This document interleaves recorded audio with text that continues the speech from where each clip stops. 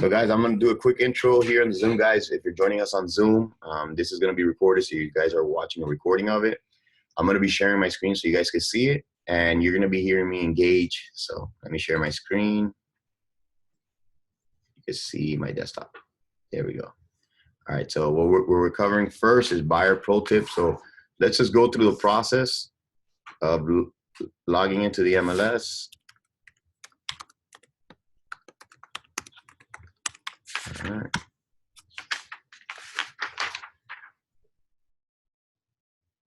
All right, so let me extend the screen. You guys can see perfect.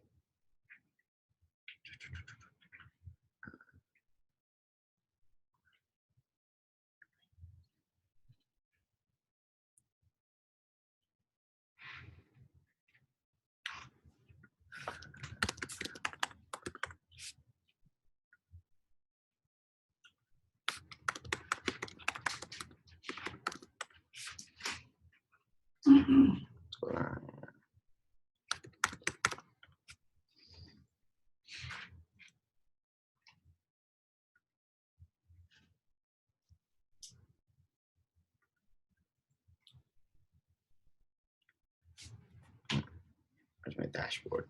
Now, George, what other than Hialeah, Miami Gardens, what other cities require the certificate of reoccupancy? Oh man, that could be yeah.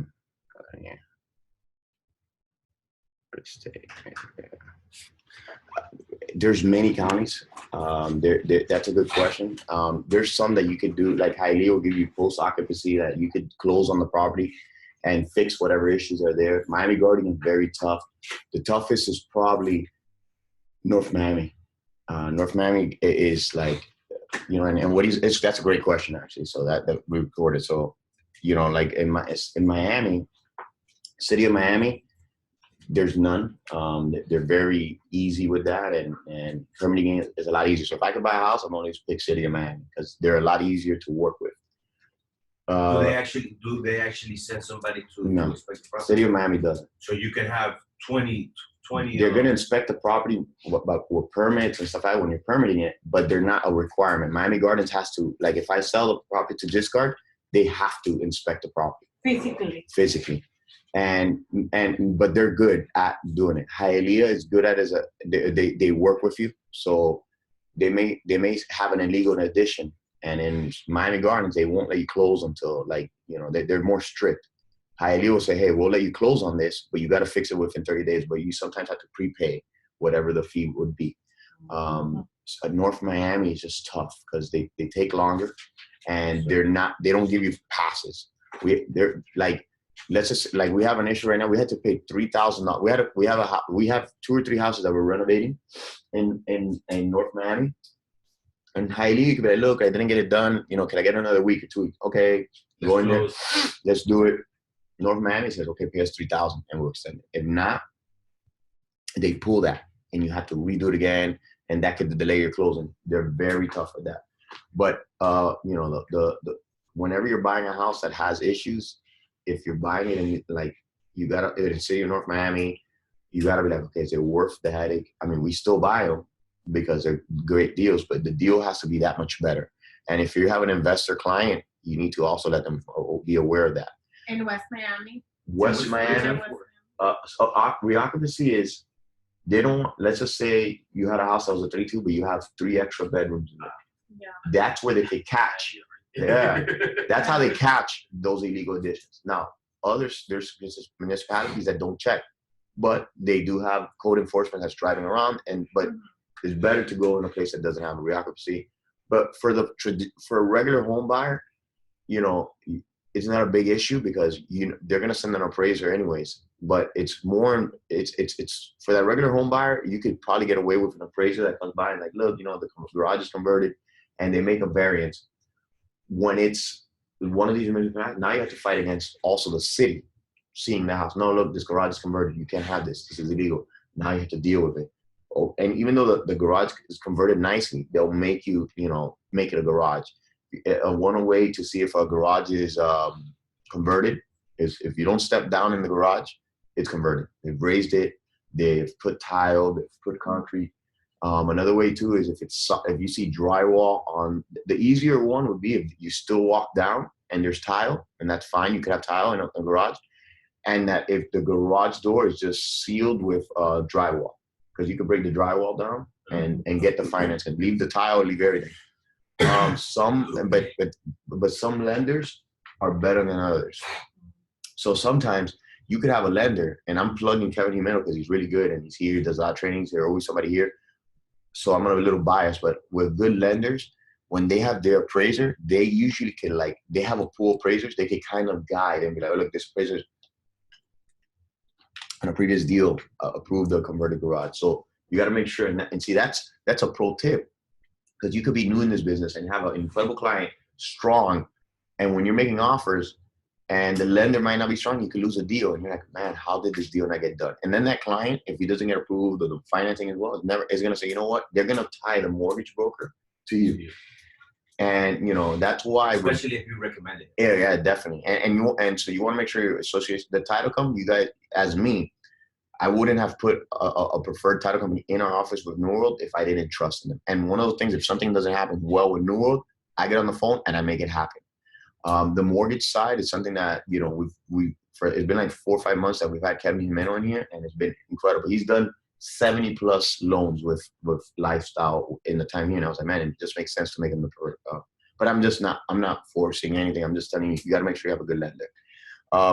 Let's just go and let me go on to one of my listings. Let's see. 955. Yeah, I had a property in Fort Lauderdale that was a 2-1, but it was really a 3-3. And it was my listing. The buyers, I don't know, I forgot what lender they used, but they closed on it.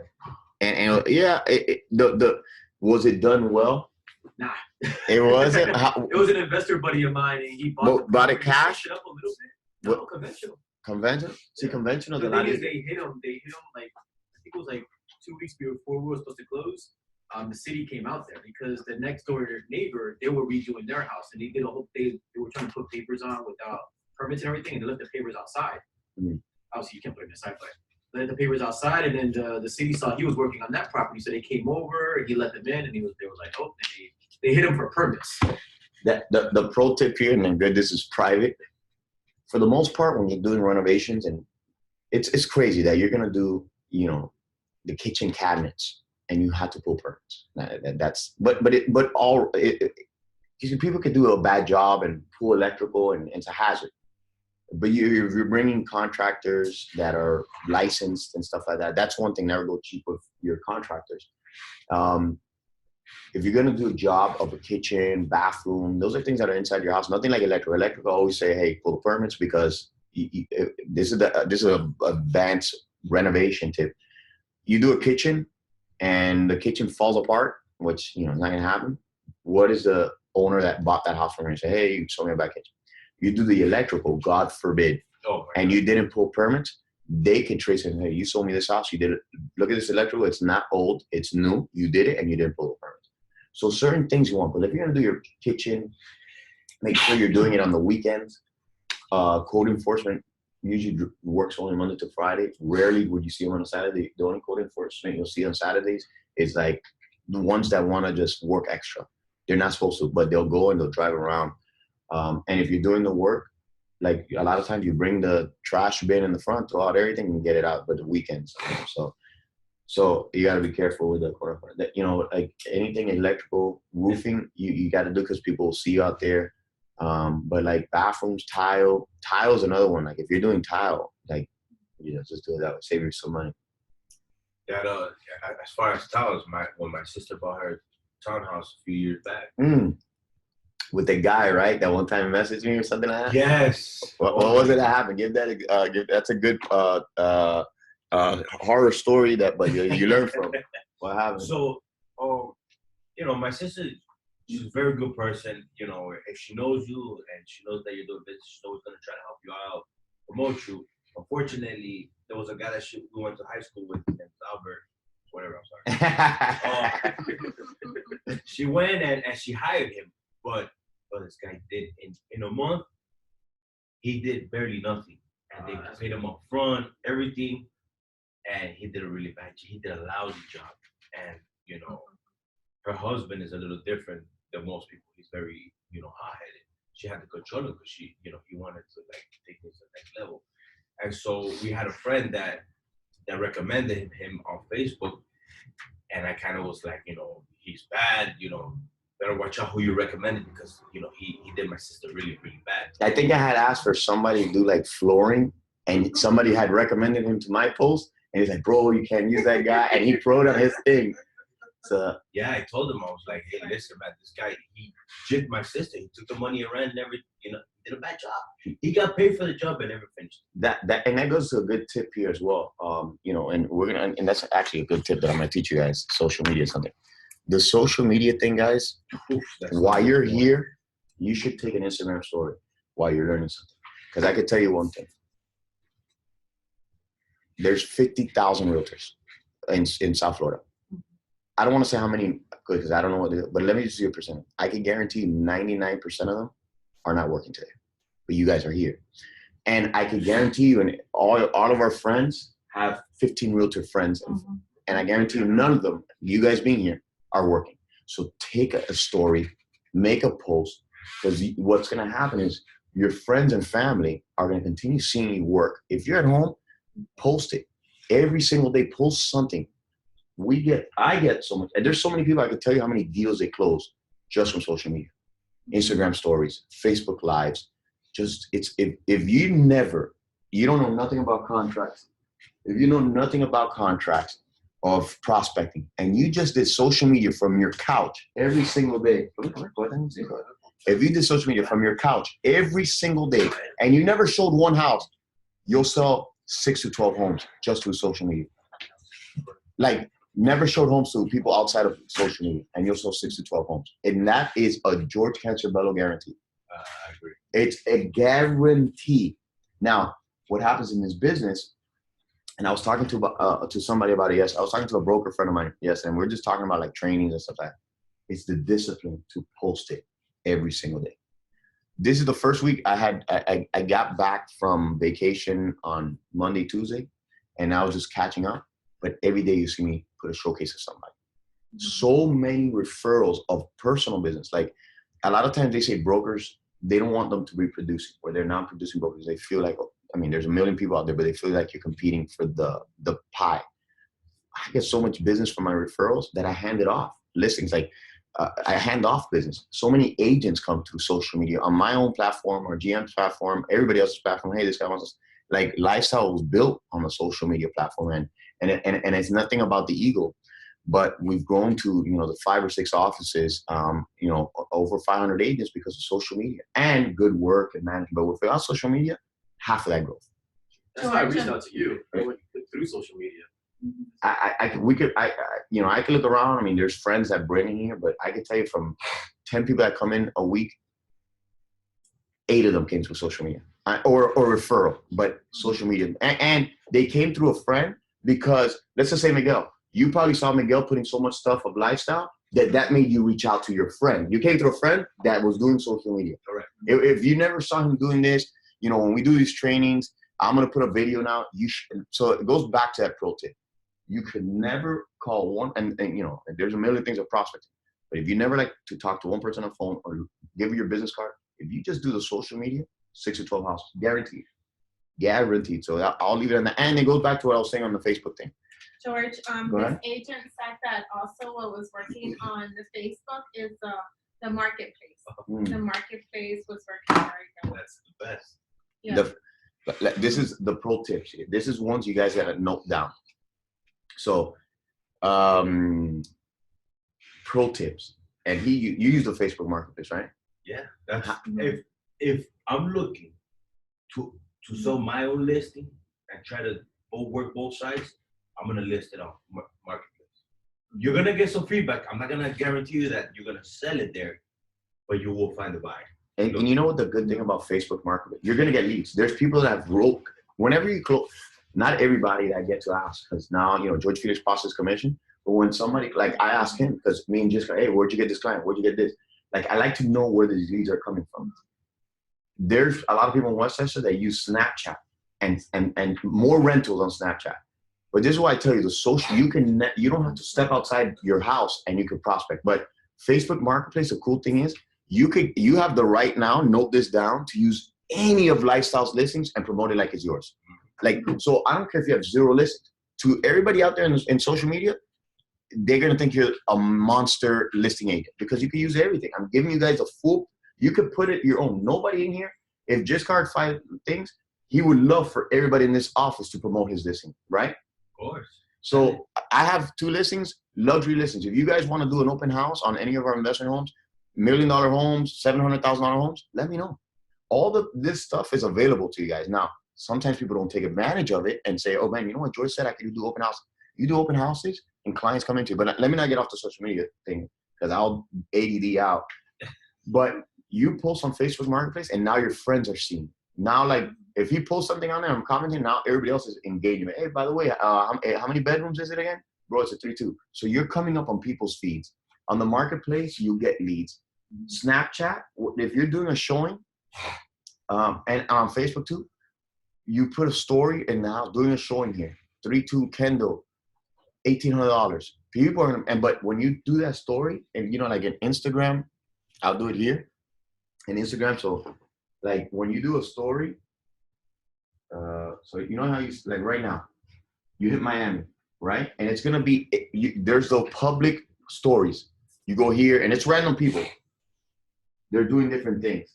Now you don't know them, but if right now that was a house and it said Kendall Lakes 3-2, right now they're not gonna be like, because this is not my friend, so I have to go into his page and usually it's just his name. But if they're looking, I'm telling you public stories, you put your cell phone number. Hey guys, 3-2. You're doing a showing for somebody else. Hey guys, here 3-2.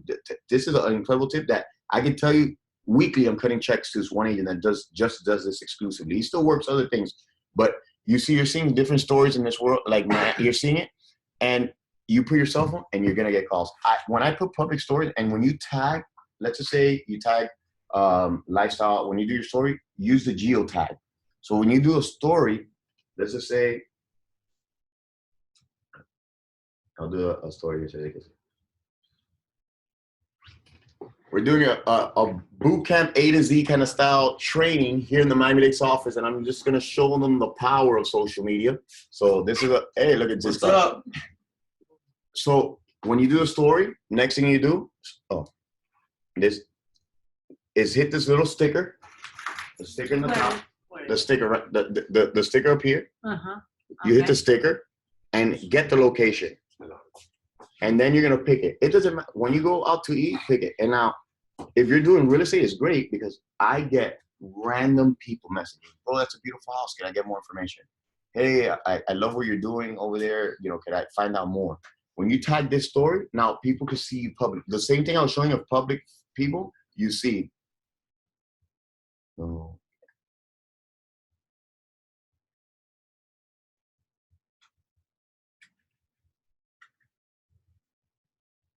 So I just did that story. And now everybody, agents, you know, like, and I'll tell you, like the agents that, and we have so many incredible leaders, but I can guarantee you, and I know the brokers that they don't work weekends. And I like to do that because it's a great, you know, recruiting angle because I work every day. Now, people won't know that if I don't post that. Like if I'm on the office late, I'm posting it. I'm not doing it with an ego either. I'm not saying like, oh, I'm here while your realtor's sleeping. No, I don't do it. I do it more of a subtle approach. Hey guys, here working late for my clients. Hope everybody has a good night. And I do that because it ingrains in your friend's memory. If you guys haven't seen the power of social media, trust me in this, do it for 2 weeks consistently. Make sure you do a story while you're here and do it every day. You're looking at the MLS, post it. You're doing a showing. You could go, let's just say you had 4 showings today, and you gotta be smart about it too. Not every day are you gonna be on the road. You save stories. So if you're going to 4 showings with one client, save those videos. And you could put it, and you're not gonna put in the video, hey guys, I'm here today. No, you just put, hey guys, beautiful 3-2 here in Kendall. Tomorrow, you did 4 showings today. Tomorrow, use the second house. Boom, every day. And your friend, the one that you're gonna get, your friend that's gonna say, you know what, I have a sucky realtor. He's never doing showings. I'm trying to do showings and he doesn't want to do showings for me. This guy's doing showings every day. Boom, you got that client. That easy. And that's why you have to be consistent with it. Because if they only see you doing it 1 day a week, oh man. If they only, this is pro tip. Pull up a chair. If they, I was saying, when you're doing shorts, and Ron's good, pull that, get one. Those are, that's the comfy ones. You got the last comfy one. So if they save those stories and use it. Like I was saying, Ron, like when you like to be consistent with the posting. Let's just say you have 4 shorts with one client. Save those 4 videos. Post on Monday. Post on Tuesday. And that way, and I was saying, the 10 realtor friends you have that your friends know as well, and your group and your circle of influence, they're not doing shorts every day. And it's all about them knowing you're organized. And even if you weren't, let's just say your client goes, are you doing shorts every day? You don't have to like, no, I do a short and I just record. But they're going to be like, but at least you're consistent. I know that you posting this every day, you're going to be looking on the MLS for me every single day. So this is a pro tip, but this is also a mindset kind of thing. Like if you get that ingrained in your head, you'll outbeat all your friends. It's the joke. Oh, everybody's a realtor, Miami. Yeah, they are. But not all of them are professional. They just got their license and they never did anything. And I can tell you, even in our brokerage, in association, NAR says 85% of realtors, 85% of millions of realtors do 0 transactions, 0. And 5% make 80% of the income. And the difference between a person that's doing transactions and not is just the consistency part. So we got off the topic of social media, Snapchat. So back to that, Snapchat, when you're doing or anything, put your cell phone numbers because random people look at your Snapchat too. Instagram, what? How do you do it on Snapchat? How do you do it on public? I thought that was just for whoever friends you on Snapchat. Snapchat has now a feature that people can see stories from other people. But for the most part, your friends in Snapchat is a big one. But put your cell phone on there because if you look at your Snapchat, you get a bunch of people add you all the time.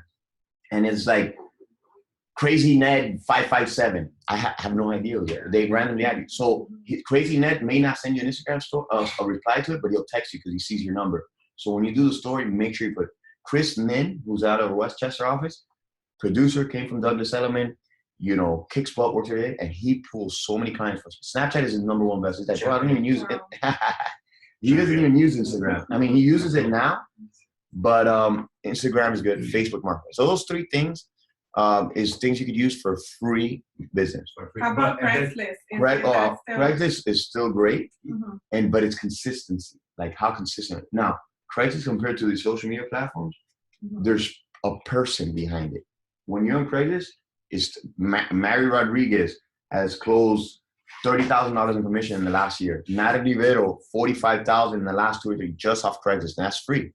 On the investment side, I've sold investment properties. But it just, you do that now until you get super busy with your own clientele because the probability of closing your friends compared to something on Craigslist is very big. I'd rather get a personal friend. You have a way higher chance. But if the problem with people that they say, oh no, you know what, Craigslist is not good, is they weren't consistent on posting. And you can post rentals all day. You can get all the lifestyle listings and post away until you're blue in the face. Now, it'll get to a point that you're getting more deals that you're like, you know what? I like working with my friends and family. I like my lifestyle when I work with my friends and family because I feel more comfortable. Craigslist, you're going to get a lot of people that are not as loyal to you. Let's just say it was a rental and you're showing them a rental and all of a sudden they found a rental and they go. But a friend usually will tell you, hey, look, let's look, or a purchase. But there's people that have closed investment. And then you could also use the InvestQuest investment properties as lead generations because what happens is you're posting traditional homes, a house that's $350, worth $350, you're putting on Craigslist. You may get contacted because a lot of people that come on there are buyers that don't have an agent or their agent is now looking for their properties and they're reaching out to you because they're like, hey, I see a great property. When you post the investment properties, they could finance some of these and they're seeing that property is worth $350 and we're selling it for $225. So now they're like, wow, this is a deal. And they're calling you and it's a good lead source. So definitely make sure, and this is one of the, if we cover 15 different topics, this is the most important one because this is the one that pays you. Now, to get these contracts accepted, we're going to do it. So to catch you guys up that just got in, we're going to go over the best way to prepare these contracts, how I do it. And, okay, so this is one of my, let me record the screen so people can see it, share screen. So this is one of my listings. This is one I just put up for $880. It's a house I rented. This was in Miami Shores. Just put it up. We finished it. Took a little bit of a while because this had to be fully permitted because it's, you know, city of North Miami Shores. And normally you in a regular, like if you look at the kitchen, you know, everything had to be with permits. Normally, the kitchen? Yeah, even the kitchen. Normally it doesn't take this long, you know, like to do a home. This one took longer because everything had to be, I'm telling you, like plumbing, electrical, kitchen, doing stuff in the backyard, like everything had to Every be, little thing. now as in another house, if I could have not had to wait for permitting thing for plumbing or, you know, kitchen and tile and bathrooms, it could have been a lot faster. So that's why when you buy in certain places, you got to make sure you know if it's a renovation, or when you have a client that wants to buy, you got to make sure that you know that. So how long did that one take you? This one took a while. This project took a little bit close to a year. Normally, everybody thinks a rehab is, now if it's you buy a house in Hialeah or you buy a house in city of Miami and it's a small renovation, it could take you 30 to 60 days to finish a property like that. But then people think it's like, oh, I'm going to buy a property in month 1 and sell it by month 3. But you got to remember, now you got to put it in the market. Now you got to hope a client comes in there and hope that client doesn't fall out. You know, financing comes through. So that's why you want to make sure you select a good offer, and we'll go over what is a good offer. But figure any offer, any rehab is going to take you 5 to 8 months. Anybody tells you less, you could get lucky, you get a house that needs no renovation, which is rare. Discard looks for investment. How rare is it to get a house for a deal that you don't have to do work to it? It's like 1 out of 100. 1 out of no, I want to say 3 out of 1,000. It's just too hard. In today's market, you're usually gonna get what you pay for. If you got a house that needs $100,000 worth of work, you're gonna have to put time in it. If not, somebody knows that property's still in good shape. Yeah. And then it's work. Right now in this market, the only way you get a good deal, this is a good tip for your clients or yourself. The only way you get a good deal, and we'll go, how do you beat these sellers up? So touch briefly on it, so that, you know, this is the topic, how to beat sellers up. All right. Good thing this is gonna be private, you know. All right, so how do you beat a seller up? And that's a good topic, because what we're gonna go over next is the contract process, which some may know, but what some may not know is the tips of how to beat sellers. You know what? It'll be good once I put up the contract. So let's just say this is a house you guys want. You know, I hope everybody, you know, knows the matrix now. And if you don't, you should get a class. And if you don't, you go to help up here. That's a good thing I'm showing. You go to help, and you can watch videos forever. How to use the MLS. So if you're not good at the MLS, training guides, you go right here, click it, and you can watch videos. You don't have to go to the board. You're gonna learn it by messing around, but it's better to look at the video and then mess around on the MLS. So you guys gotta make sure you know this inside and out. I used to know the Fusion, which was the predecessor to this, very well. This is now that I've had to, they forced this change to use this. But I use it pretty well. But quickly, before I go, I just said I want to cover somewhere, so I'm going to do the comps quick. But let's just say this is the house you guys wanted. Mm-hmm. If you guys didn't see what I did, I'm going to share the screen. I hit IMAP right here. That's my favorite tool to do comparables, and I'm going to show you how fast I do it. Let me cast a new screen. All right, so this is IMAP. Boom, comes out, lets you know about anything on the property.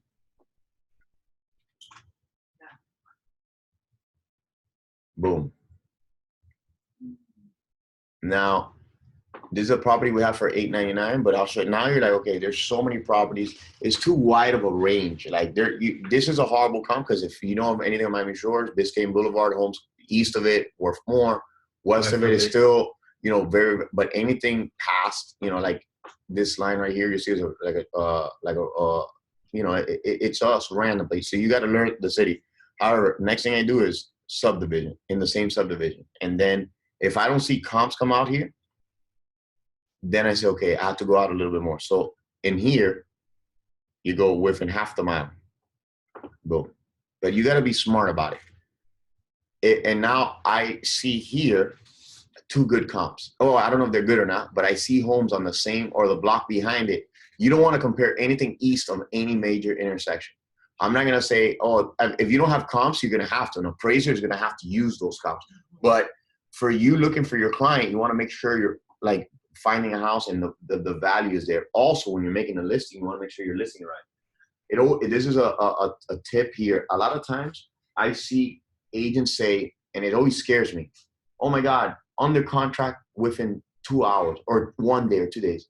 Sometimes it's because you listed it too low and you got it under contract because it was such a good deal to somebody else. So don't brag about that. No, people think it's like the way you word it should be different.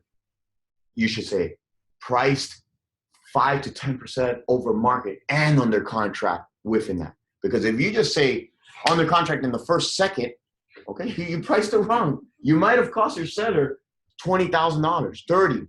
If you imagine, if you were under contract in 1 day, I'd rather wait 5 more days, price it higher, and see if I got any bigger offers. Now, from what you just said, there's 2 approaches that you can take to that. You know, you can price it a little higher to come down, or price it a little lower and see who outbids each other.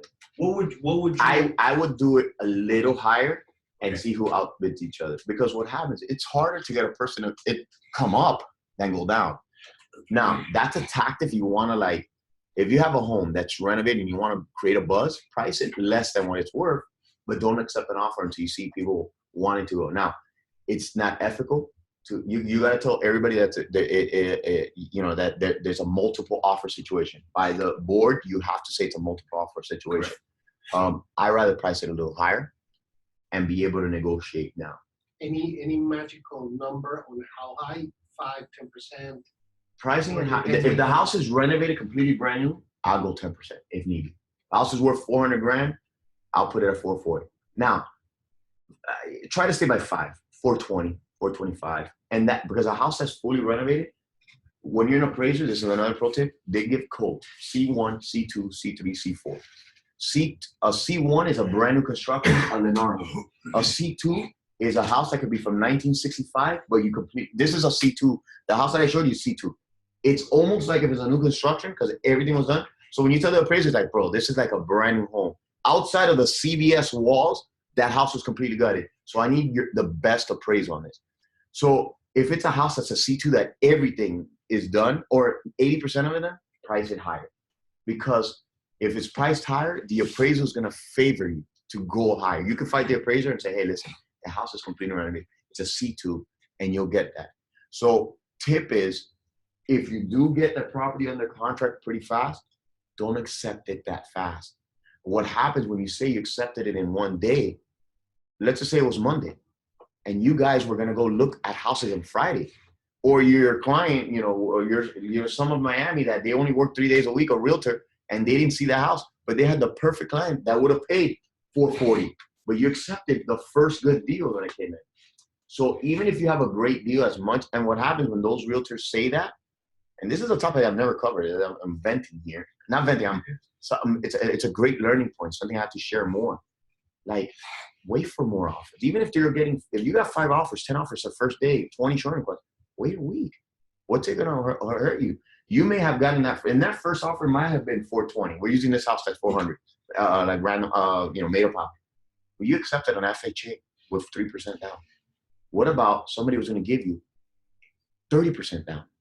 You want that stronger buyer, because that FHA buyer, and FHA is good. So don't think FHA and conventional, but FHA, it's a little bit tougher on the appraisal. But you got a renovated house, it doesn't matter. But if you have a house that's like, it's that house that was a 3-2, that's 2-2.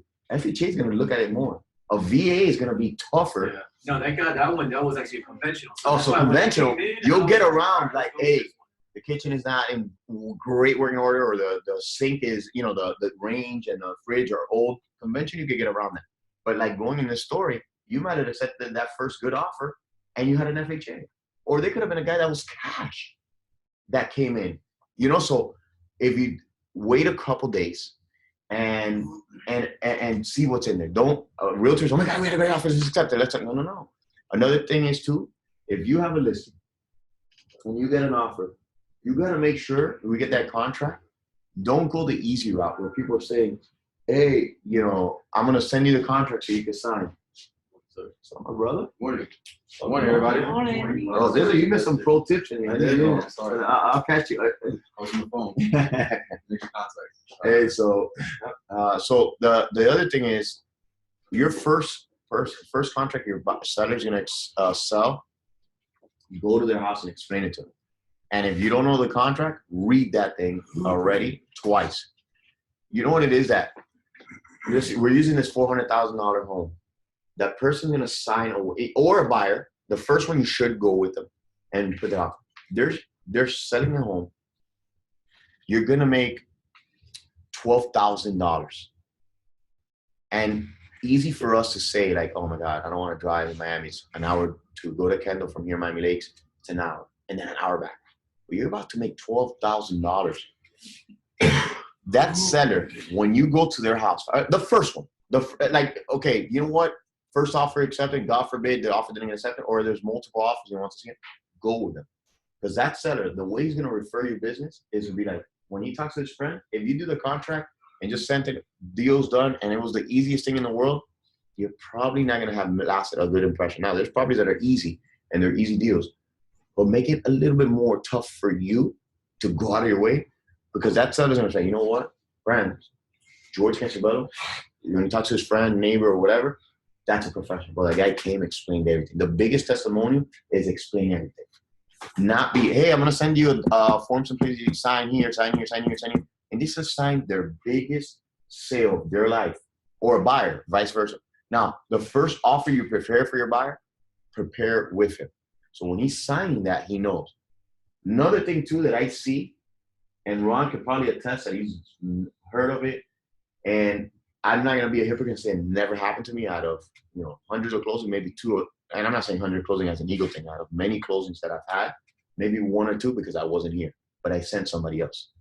I sent my assistant, hey, go to the closing. Because the worst thing is, you now are getting the $12,000 check, and they're signing away, and you're not there because you're busy. You move whatever you have to move, and you go to that closing. Not only is it because you're going to be there guiding this person, and the referral aspect of it, that's where you could have done everything I said. Go to their kid's birthday party, help them move, but no, not help them move because that's after, but help them clean whatever the case. At the closing table, when you bring them a bottle of champagne, a token of appreciation, not only for your Instagram or your social media, but because they're going to post it too. So is the title company. Everybody's going to see that. It's such a great marketing piece. So make sure you do it on that. So back to the comps here. I'm going to look at, you guys can see, I'm going to actually make it a little bit bigger so you guys can see. I'm going to look at 3. I see one. Look, it makes me. $1 million. Look at this one. I just sold for $1 million. You see, so we bought that house for $189,000, give or take. We put $250-ish thousand on that house, and so we're all in, like, give or take $550,000. We know it's gonna sell for like $880, $890. So that's almost $400,000, rehab. Now we bought this house so long ago, we didn't work on it. We kept the house. We bought it when you could get a house like this for $200,000. Like maybe we bought this like 4 years ago. We just kept it on inventory, and we did the renovation in like a year. But look, a comp for $1 million. Whenever you want to see a comp, that's a great comp for us. But let me see where that comp was. So that comp might be to the right. So let me see 3. Oh, 3 was and 19. Number two. Now let me see 19. Come on, give me a good comp. 560. So I'm looking at these numbers, right? And then I'm seeing, let me see what 21 sold for. And then I want to see, okay, so 21, that's a great comp for me. 835. Another pro tip is you hit, like right now you're doing comps. When you go with this is a listing presentation. Have more than 6 months. It's not supposed to be 6 months. You know what? I leave it 6 months. I leave it 6 months and below, but you could go over 6 months. If you don't have enough comps, go. If you have enough comps, go 6 months and lower. If you don't have enough comps, then go up to a year in past sales. The market from a year ago, pretty much the same. It might have increased 2 to 3%. used to increase 2 to 3% per month. Now it's maybe increasing half a point of appreciation. And on this tip here, when you go to a listing presentation, this is a listing presentation tip. Ron, I think I had told you this one. You never go to a listing presentation and tell them what, I'm not gonna go to your house and sit in front of you and tell you what your house is worth. Because then you got a back and forth. You're supposed to be on my team. You can have all of this open. You gotta arrive at this and get this laptop and you sit next to Giscard right and say, hey, what I love to do is to explore the data with you. Because when you're going on a listing, if you're going to a friend, it's a little bit different. You still want to do it. You want them to agree with you. Because let's just say this house, I was doing a listing presentation and I thought, you know what, I put it at 880, but I think really it's worth like 850, 840. But that's the 5%. When I sit with a friend and he said, no, George, I want 880.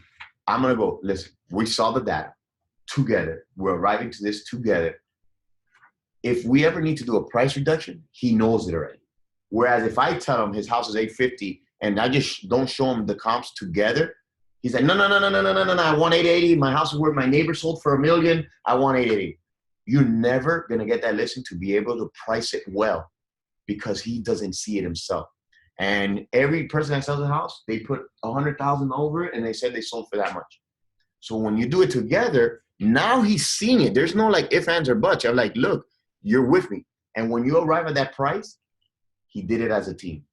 And when you're doing a listing presentation that you're competing with other agents, all of them are going to agree to whatever he says. But when you show them and say, Giscard, I want to sell your home as fast as possible.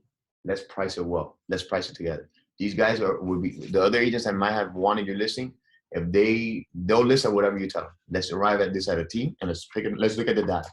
So, excuse me. So make sure, isn't it? But let's look at this one, 855, right about the house. One of the things, if you click this little R, I can see the condition it was in. You know, it's on the water, so that gives it a huge. Now, does IMAP give you whatever was listed or everything that was just sold? Everything that was sold. This is everything that's sold. So right now, I see this house. It does have water, but water in a pool, but comparing it to, you know, the pool and the water has a lot. But look at the finishings. Tiles old.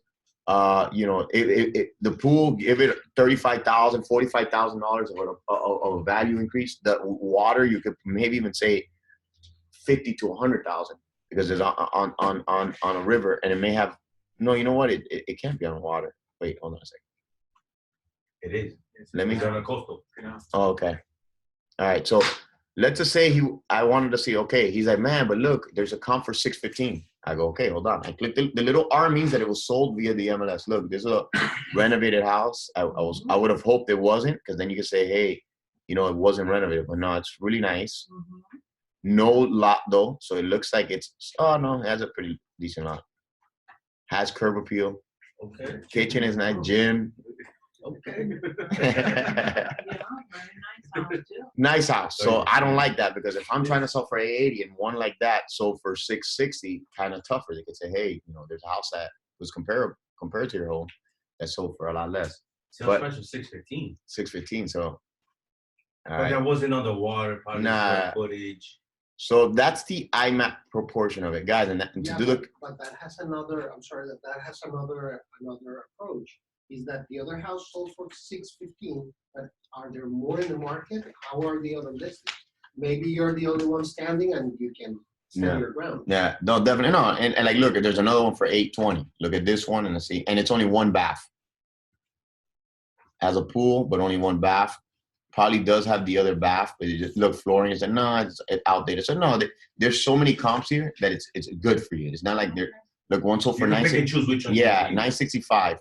This is what I use. So when you're gonna get to use IMAP is more for you to, like, when you're a client, you do it, but whenever you're gonna make an offer, you gotta make sure you do the comparables. Use IMAP. Look at everything else. Stay there.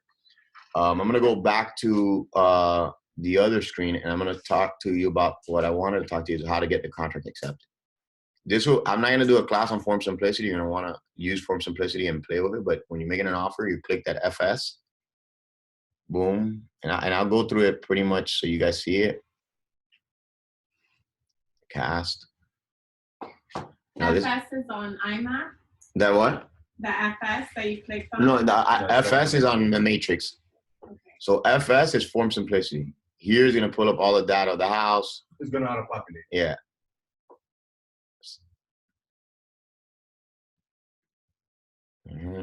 Usually it auto-populates. I don't know why it didn't auto-populate, but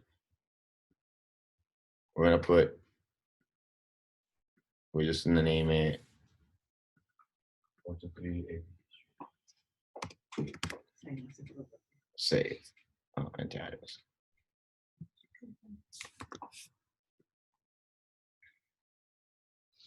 Boom. So you're in the form simplicity. If you guys haven't seen it, make sure you look at all the videos. They probably have a ton of videos, but you're gonna want to add a form to this transaction. So you hit form, add form. You can. I use shortcuts and everything. I just control find. I put as. There you go. There you go. It was right here. It's usually one of the first ones. The as is. Click it,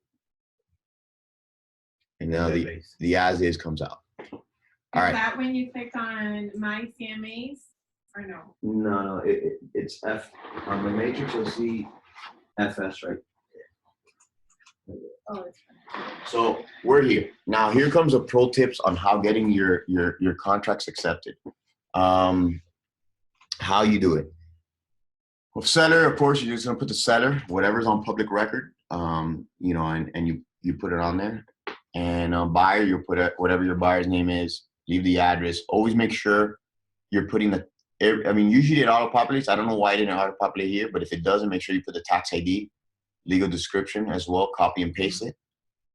All right, huge tip to show you that if you don't cross your I's and dot your T's.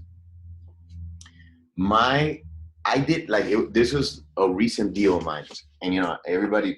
If you ever have a person that, like I'm giving you that happened to me, and it has never happened to me, it just happened to me by not being aware. When you sell a home, the washer and dryer is not included. No, it's not. Yeah, it's not. So a lot of times, an agent would like. I look at contracts all over before I ever accept it. I just did a deal for a buddy of mine in here in a listing, a little buddy of mine, and they put washer and dryer. I didn't know. They put like a bunch of stuff because there was like patio furniture, but I ended up, the client was okay, but he's like, man, I really wanted to take him. He was fine with leaving it. But if you don't put washer and dryer there, when you're making an offer, they can take it. I go to the point to put a brand name and model because what they could do is go get, they have Right there, $2,000, yeah, they get a broken washer and dryer and put it in there. Yeah. And make sure you do. So that's one of the pro tips. It cost me, and I'm telling you, like, you never think you know everything. And then it was sneaky, but they got the sneaky through. So it cost me a little bit. But you know what? That just happened to me. It's happening to me with a deal that I have now. We put on the contract, if the property appraises it to what the sales price is, then the buyer gets a washer and dryer. If the appraisal is less than that, then they don't get it. yeah, that's a good tactic. Yeah. We put that, and we were like back and forth. I was like, listen, doesn't matter. If I have to buy the guy the washer and dryer, I'll buy it. Let's just try to get it into the sales price. And she was like, okay, fine. Mine got him, probably 10% over market value. I was like, man, he was like, man, I wanted to keep the washer and dryer. And if you look at it was like to the right of it, everything that he was keeping, because it was like yard furniture, this, and this, and he put washer and dryer very small. As a good gesture, hey, keep it. We made our money. But, and even then I was like, bro, let's just get a decent washer and dryer. He's like, no, it's not worth the time or that stuff. But you got to be careful, washer and dryer. You got to make sure also, this is for anybody, pro tips. When you're making offers, you got to make sure this box here, Where? right here, Okay, yeah. how many days with it? Because this is what I'll tell you. Like, if you're getting a good deal, and then let's just say you're one of these agents that accept the first contract, don't accept the first contract that comes in. But let's just say the seller says, you know what, we got a better offer the third day, the fourth day. You got to make sure you do it, because they could cancel your contract, get out if you don't put escrow in a certain amount of time. if they wanted to, like right now, they accept your contract, execute it, you're locked in until escrow is there. So if I was a seller, friends accept an offer, I'm like, friends, man, we got a better offer, cash. How do we get out of this contract? You gotta say, friends, we're fully executed. Like, we can't. There's no backing out. They could sue us for specific performance. And then, here's another tip. If let's just say you have a contract and your seller wants to back out, you need to let them know the what could happen. They could sue. Let's just say I have friends accepted a contract, and he's like, bro, I don't want to get a contract. I want to take Hyro, and he says, I don't care. Discard could sue him to close with him, and even if he doesn't close, sue him for damages. He could say, hey, I sold my house, I paid for moving costs, I paid for drugs, and you could lose $50,000 and forced to be used with him, or you close with him and you're losing $100,000. That happens so much. But one way to make sure make sure you put enough days and make sure you give the escrow letter within that time frame. So what's recommended? How many 3 days. 3 days is fine. 3 days. Yeah. The contract that. Yeah. If you don't put anything there, it's 3 days. So you have 3 days. Or if you don't, you can put 5, you can put 1, 2. Right. Normally, so you don't. You can take another offer then. If in 3 days the offer, you don't give me the letter of escrow, I can take another offer and your contract is voided. Mm-hmm. Now there's people that will continue going through the motions and they say, oh, no, look, the escrow letter didn't come, and they're 5 days in, and once they accept the motion, like let's just say, okay, let's do the appraisal, and they accept it, you can't say 2 weeks in, oh no, you did the appraisal and inspection and you didn't give me the escrow.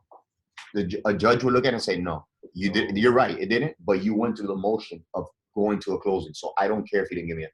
And I've only known this because I've sat in on a lot of these hearings, and I've sat in commission disputes for either agents of ours or somebody else in the board. Again, this is another thing you guys got to make sure. I always put it 3 days. Like if you're putting an offer today, or depending on, I'm not gonna put 3 days. Like, so this is what basically saying that this offer is accepted. So today is what? The 12th. I'm not gonna put. I could put 3 days because I would put 4 days. I click like Tuesday because if you send an offer today, more than likely, not my sellers and myself, I'm gonna present it to the seller today. Figure everybody else in Miami real estate is not gonna be as professional, and they're not gonna submit it till Monday. They're gonna be lazy.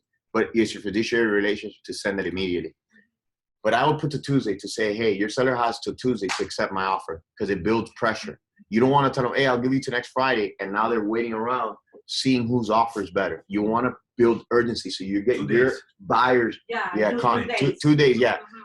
So like that's why I say Tuesday. I really give them Monday and Tuesday. Okay, so should you not notify them past the 3rd or the 5th? No, if it gets to that point, be like, hey, listen, we're looking at other properties. You need to let me know. If not, so we can move on. You got to build the urgency.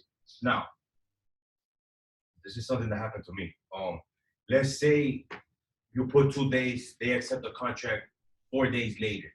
You have to cross that out and initial it, or that's the smart thing to do. So when you get this contract accepted, when you send out the letter saying, hey, we're fully executed, this is our execution date, this is the day that inspection ends, this is our loan commitment date, and this is our closing date, and you write that in an email to the agent and to yourself and to the client. And the reason why I say to the client, because the headaches, I've seen them already. The client can say, oh, you never told me that was the last day of loan commitment. And we're going through an issue right now. First time we've ever, in 4 years, that we've ever had a lawsuit. Thank God. Hopefully that's for another 4 years left. It's for $10,000.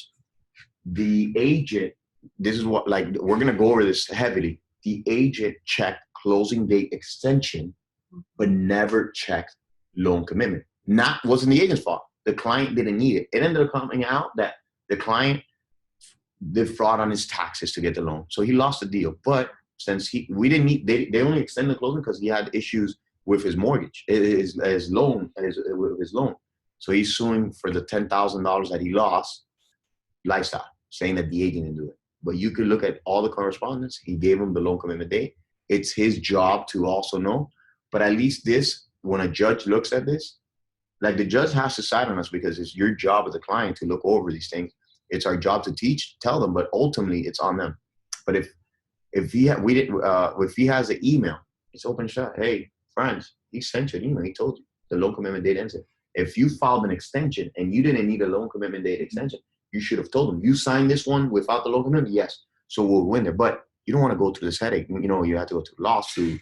Now, not every client's going to do it because it's going to take a long time, and it's usually going to be favored because he signed the form without it. He's saying that, oh, they never told me what this was. But, you know, ignorance is not, and it's not, and I'm saying what the judge can say, ignorance, you didn't do this. And in the long run, he fraud in taxes, so that would play into it. But make sure you do that. George, on the inspection, it could be optional. Could you say to the seller, you know, like, I'll put in money for the inspection? No, never do that. Let them pay it. In that case, for example, that what he said, is the seller accept the offer 2 days after that. We have to change all dates that are. I would do it to be safe. Mm-hmm. You know, if you don't do it, you still could go to a closing. Just do it to be safe, and also put it in the email that, hey, this was the date accepted. This is the closing date, and this is the date. When you sent, if you didn't do it and you sent the email, you're good. But I would still do it on the contract. In the contract. Yeah, I prefer to do it safer, better safe than Change just scratch it initially. and put in and both initials, both parties initials. Yeah, both Correct. parties, and put it the new date. By the way, George, back on number 3, on time for acceptance of the offer. I've seen people that, like you say, you gave them 2 days, and then the offer was made good on day 4. And I've seen people try to get out of a contract because they passed their inspection period and they do something, or they oops on the loan commitment, and then they try to go back and look at that date and say, you know what, this contract's not good anyway. It can happen. It's still good. The legal rule still applies. If they move forward, took steps, the judge is going to rule against them. Yeah. Oh, really? And that's, Even if yeah, like the biggest key. The biggest key, what execution is when both parties receive the contract. So that's the effective date. So it doesn't matter if your effective date on contract rules, let's just say 5/1. When that the final party, like Giscard signed the contract as a seller, and he emailed it to me on the 2nd or the 3rd, that's the effective date. Mm-hmm. Now, the closing date still stays the same if you didn't change it, but the effective date to start the timer of inspection and loan commitment starts on the day of it. That's why I tell you, send the email and say, today, May the 3rd is our effective date. That's the timer, but you still have the closing. But now, if it took a week for, you know, France to sign the contract, then you need to tell them, hey, let's change the closing date because we need 45 days at least. You always want to, if you're working with your buyer, you want to always have 45 days. You don't want to go 60. You want to put 45 days. Because that's how long, you know, want to be safe. Ideally, a loan could get done in 20 to 30 days, but you have to be on top of everything. Your client, if he's fast, you could close in 21 days. So make sure you do that. Here's an important thing. Number 8. Okay, so the big thing that you guys see here, where you see, this is the biggest thing that you need to make sure you apply, and then you select which one you do, and you need to, the loan commitment part, which you'll see now.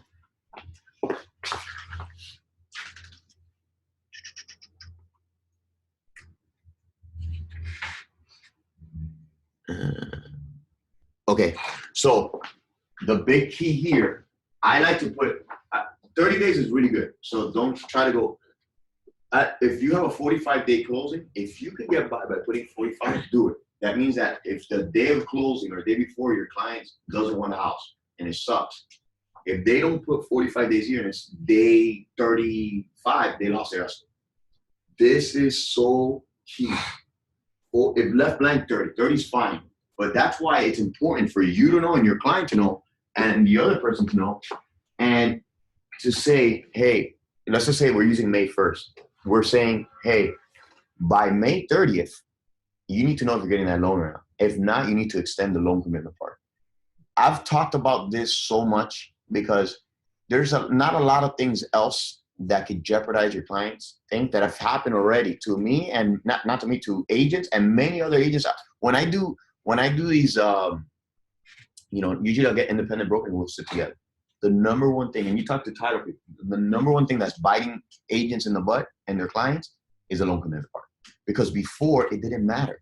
So make sure the loan commitment. So if anybody ever has one issue of that in here, I'm going to be mad. So you do want to work with the buyer to extend it if they need more time? Yeah, definitely. If you see it's May 29th, you need not only you need to know by then if they're getting approved, but if it's May 29th, if you put 45 days at the beginning, it's easier. Most sellers are not going to extend the loan commitment. They're going to say, hey, if you can't get it done within, send me the cancellation. Mm-hmm. So if you had put 45, that's a fight you don't have to do. You know what I mean? That's not, you don't, most people are not going to extend the loan commitment. They'll say, hey, I'll extend your closing, but you need to tell me right then and there. And it's all right, because what are you going to extend? If you're the seller, you're like, oh my God, why isn't he approved by it? Then either bad credit, or the agent's not working well, or he's not giving the docs that he needs for the loan. Is it really approved? But yeah, but shouldn't that be something that even before you get into contract should be? Still. Like, I mean, that happened to me recently too. Like, I had to back out of the contract because the lady, my broker, the one that was doing the loan, was like, oh, she didn't get approved for the loan at 190. I was like, how at this point that we're closing next Friday, you're gonna come and tell me now that she's not approved for 190? You get a loan approval, you go to, pre-approval letter like this. Yeah. Without them verifying docs. I mean, you know, the good ones are the ones that give it to you like a DU. And so what that means is that they've already plugged in all his financials, the insurance, the guy, he knows it. What happens is a lot of these mortgage brokers give you a pre-approval letter. They don't even know what their payment is. So you're like, oh yeah, I like this house. It's $350. My payment's gonna be what with taxes? No. So you want to make sure.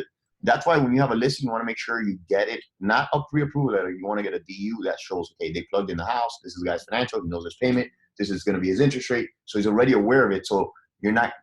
That's why I tell you, like, and it happens all the time. But you got to be on your listing side. And on the buyer side, you have to be on top of these mortgage brokers. You know, I keep vouching for Kevin, but he's on it. It's never been to a point that, oh yeah, the client doesn't know what he's going to pay, because they take a little bit, not like days, but they'll take 24 hours to give you that DU, because they've already plugged everything of your client, and the client has accepted things, and now you're out there with a real approval, and now you're looking. And the only thing that they're waiting for is the appraisal, underwriting to approve the loan. They're not waiting on any more financials. So usually you want a client that has all those things ready. You don't want to collect those things. You don't want to get his you don't want to get his social. You don't want to get his taxes, his pay stubs. You let the mortgage guy do that. The least you could get of that, the better. I can tell you, out of 50 finance clients, if I saw financials of 2 of them, that's a lot. I didn't care about it. Let the mortgage broker do his thing, and you do your thing. If you want to, you have to have a pipeline. You have to worry about, unless you're a mortgage broker as well, but if you have a pipeline, you need to be so busy that every time you work with somebody, they need to be your customer service for that department. Because if you have to worry about their mortgage and all that stuff, you're not going to be able to attend to so many clients, and you can't have a big pipeline. So could you put on the listing remark DUs preferred? Nah, it should just, anybody, you should just know, because you should just require it. They send you an offer, hey, I need a DU. And if you're working the seller side, you should be able to tell the buyer, can I contact their mortgage broker? That's what I was just going to. You don't take their word for it. You call the mortgage broker. Hey, I have your client. I got an offer. Talk to them. Before you accept, the smart thing to do is before you accept the offer. You know, you don't want to take the realtor's word. He wants to get the contract accepted. You call the lender. And sometimes like Miami, you know, the people that are Miami lenders are so few that you see. I mean, there's a lot more that you see often. There's a lot more realtors that close business, but there's not as many mortgage brokers. I think there's like 50,000 active realtors. There's only like 2,800 active loan originators. Active. So that's why it's, you know, harder to get loan originators and realtors. But so when you see common themes, and then there may be 3,000 real estate brokerages, and there may be 25 recognizable mortgage companies. So after a while, you say, oh, it's a PRMG. And you know what? I know somebody on PRMG. Now, it can be one franchise of PRMG that they're looking into another fire, but there's maybe 5 locations, and you could be like, okay, he's out of the Sunset Warren. I know that guy. Let me call. Hey, talk to me. Is this guy solid? Now, that's if you're multiple offers and you have time to dig. Now, if it's the only offer you got, you may accept the contract and then do the digging after. Okay, what do you have here? Guy's credit. How's this? How's that? And that way, you know, you're making it. You don't want to get the only contract you had and then tie the property up and be pending sale. and it's a guy with a 580 beacon score, tough, doesn't have money, it's FHA. If the appraisal comes, and this is why you want a conventional. If the appraisal comes in low, a conventional client could usually cover the difference. FHA is going to go, that's all the money I have. It could get to the close, and this, I've seen this. It's FHA, they think, oh my God, I thought it was only 3% to, 2.5% to close. I didn't know I had to pay closing costs. And I don't have $10,000 extra or 15 or 8. And now you're like, now if it was conventional, he's giving already 30, 40, $50,000 usually. Or it could be a 5% conventional that, he's at least giving $20,000 at least to cover they could absorb whatever he needed. And at that point, if you ever get to that issue, one of the key or pro tips, I keep using pro tips because these are things people don't know, is that you could have the lender, the title company, the listing agent, you as a buyer agent, give a portion of the commission to help with the closing costs. You never want to use your commission as a tool to get this done. But in a dire situation, you may need to. It happens. So. What was that again? Like you can use your commission as a for closing costs, not like a portion. Hey, look, I'm gonna give you, $2,000 to help you, but you do it help the seller. To help the buyer. The buyer. Yeah, that the seller's contribution is you could, depending if the property is priced well, you could get up to 6%. Depending, FHA allows up to 6%, conventional allows up to 3%. That the seller could give you 3%, and that usually is enough to cover your closing costs. Now, sometimes the appraisal is not good. Let's just say it's a $400,000 house we're talking about. We can't add 3% to it because the appraisal came in at 400. So you can't say, oh no, sell it to me at 412 and give me $12,000. You could do that if the appraisal was strong and it was a great house. But sometimes the appraisal might have been 380 and there's no chance you can add more money to the loan. So you can have the seller contribution do that. So that's the best way. And usually what I always suggest, you always got to look like a hero. What I do to all my clients, if you could get a seller contribution, let's just say that $400,000 house is priced well. I'm like, look, I'm gonna even ask the seller. Always ask. You never know. Ask. Hey, look, and when you put in the offer, you don't even have to tell the guy, hey, look, we want a 2% seller contribution. Just put it in the additional term. This is a super pro tip. Just put it. Seller will contribute 2% to buyer's closing costs. And now all of a sudden they accepted the contract, executed, boom. And now you got an extra $8,000 for your client. I guarantee you, if you ever were gonna get a referral and you took a picture, you helped them the contract. This guy gets you some closing costs. This $8,000, the guy's gonna go send your kids to the best private school. No, you'll go to your Chris' birthday party, buy you a nice gift, tell everybody about it. And now let me ask you a question. What about for short sales? Can you get seller's contribution for that? Because you're dealing with the bank now. Now I'm on the contract with the property. I'm working both sides of the deal. So, I'm trying to get the guy some seller's contribution. It all depends. It all depends on the bank, but it all depends how long and how far they've been in foreclosure. If it's a brand new asset, probably not. Because they're like, no, if you don't want it, don't worry. But if they've been a year, 2 years, 3 years not paying, they might want to do it to get it off their books. These people have been paid since 2008. Mm-hmm. And now they haven't paid a single, just taxes and insurance for 10 years. And their house is about to go off foreclosure, everything. I got it listed. I had one buyer that were gonna go cash.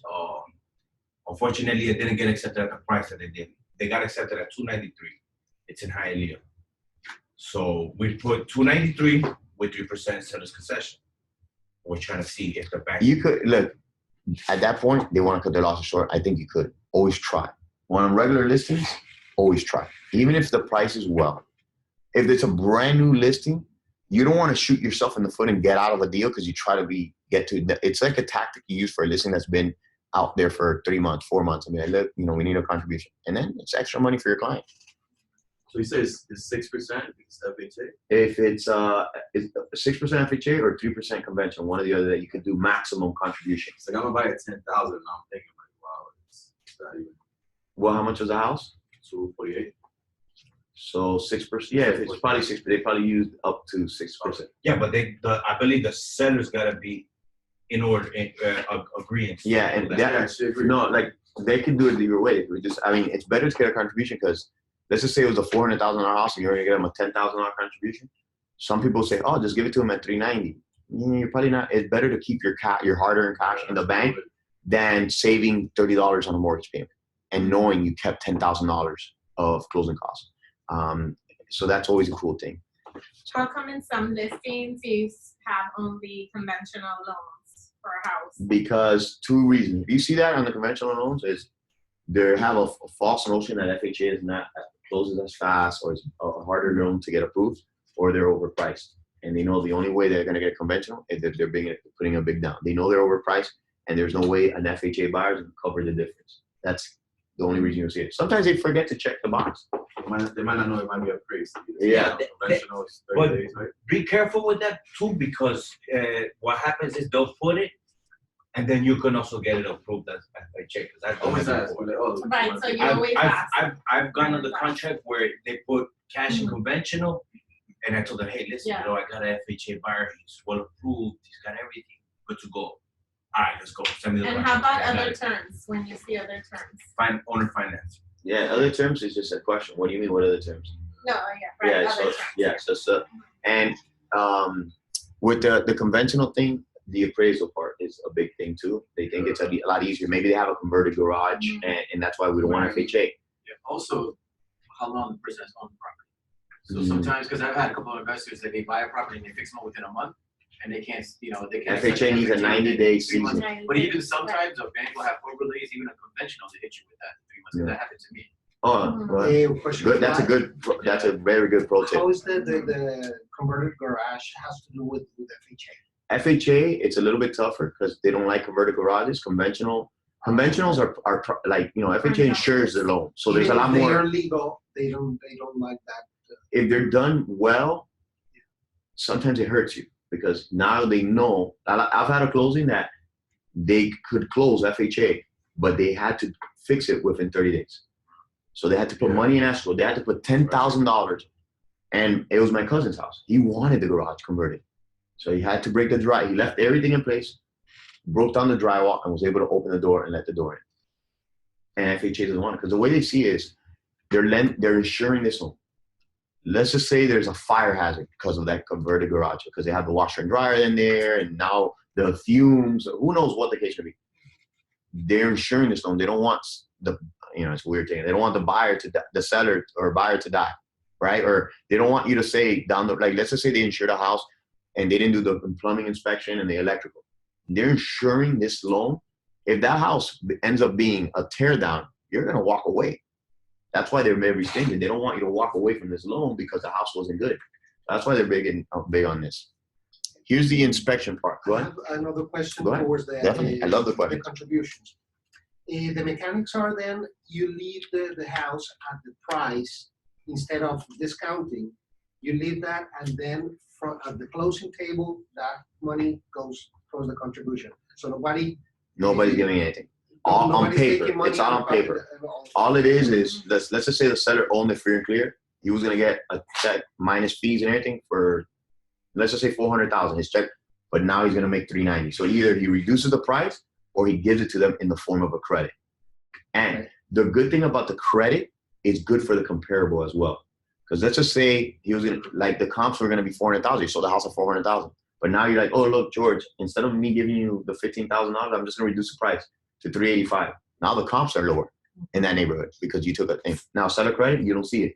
Now the MLS likes to know if you did that, so they could in their system, but your comps still higher, so you're gonna be like, hey, you want to make sure your house keeps your value. But in reality, $10,000 is not gonna be a huge difference in the comps, but it does make a difference. And that money goes only and exclusively to closing costs. Correct.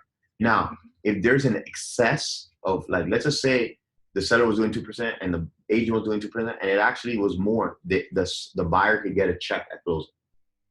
Okay. They could get a check. And also do it towards closing costs and not the purchase price of the house. Exactly. Do the closing costs.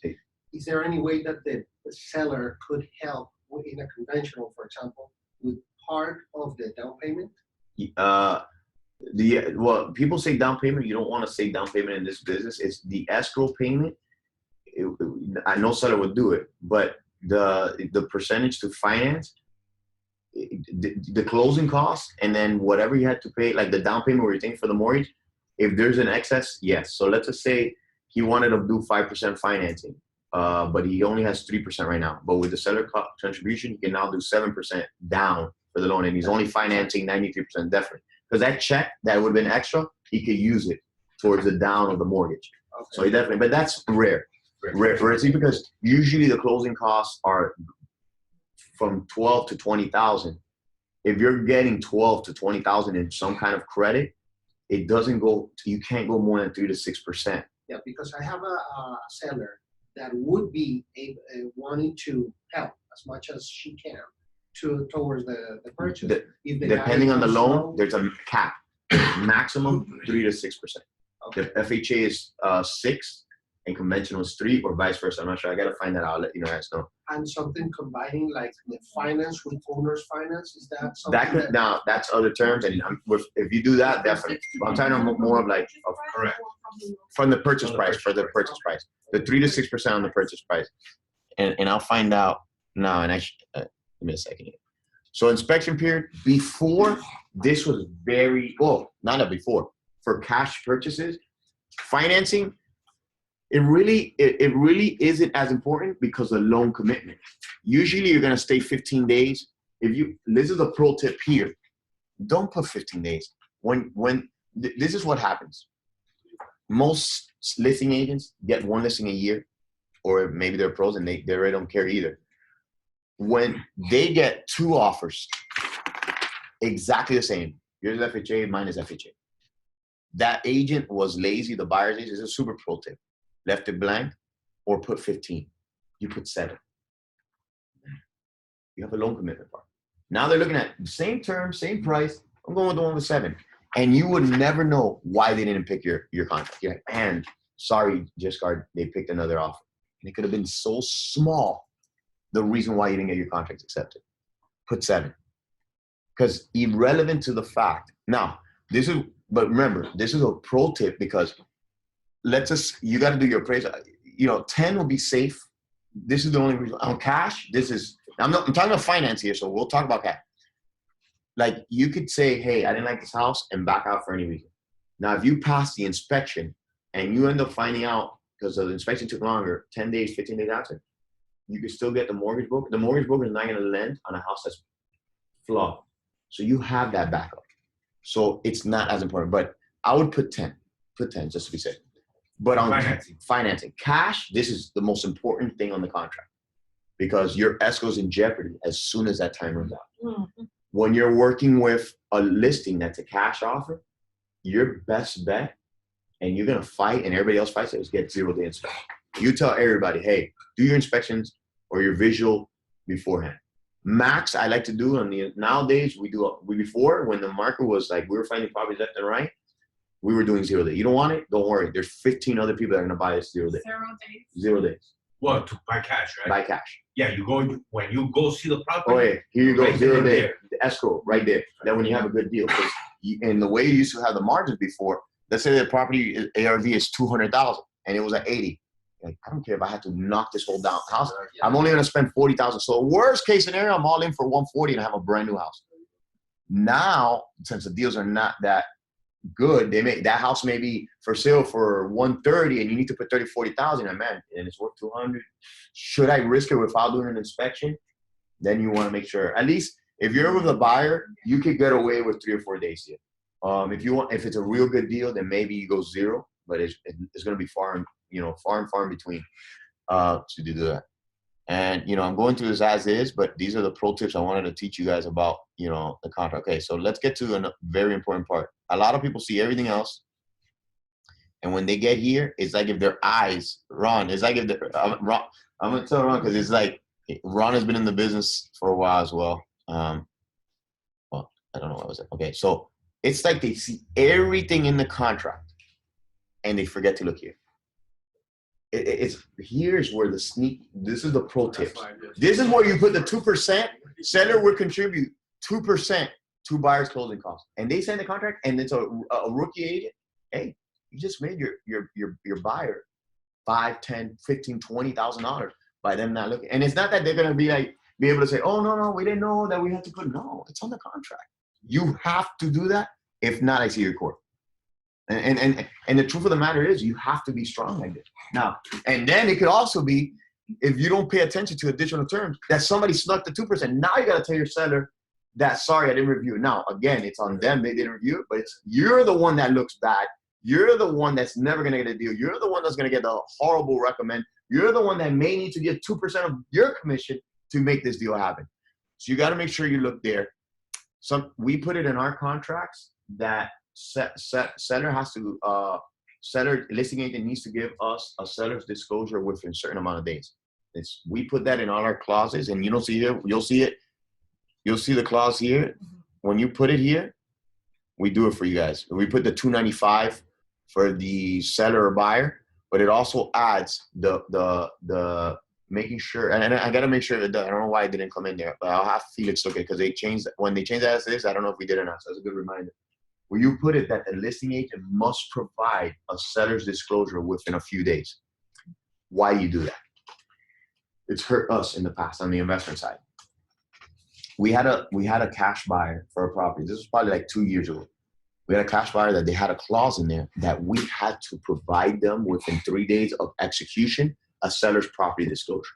We did it. You know, it's an investment property. We bought an REO. We don't know much of the property. All you would normally see on an REO is NA, everything NA.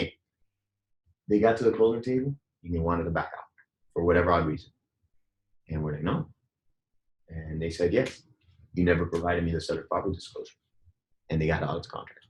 Even though we proceeded to go through it, they were able to back out. Now, could we have fought it in court? Probably. Yeah, not worth it. I'd rather get the next buyer, but he was able to get an out where it's not like, hey, even though it wouldn't be easy, but normally it is, release the escrow to us. They didn't, inspection passed.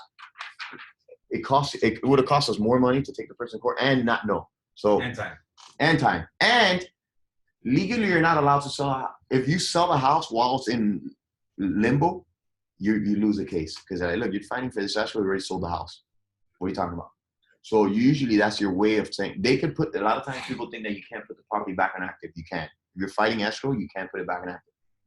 And if you used to leave it a pending sale, and you can leave it pending sale, but you can put it back to active. So make sure you review that, and that's it on that part. Now, what? Just on the property disclosure, I was reading about a case that happened where I think somebody, they bought or sold a house down south, Cutler Bear, wherever that sewer plant is. No, it wasn't the sewer plant. It was whatever. It was really, really, really stinky down there. And the way I remember it, the buyer's agent failed to collect the seller disclosure. The seller never disclosed that it's really stinky at certain times. So when they did the showings was when it didn't smell. And so they bought the house, everything. Now the buyer was in this house that smelled all the time, or sometimes. Not the house, for the most part. Anyway, so the new buyer tried to sue the seller, and they basically the buyer sued everybody, but guess who wound up losing? The buyer's agent. The judge, for whatever reason, ruled that the buyer agent working that market should have known that was a problem in that area, and that the buyer's agent lost. To add on this, we had an agent, Eric Estevez.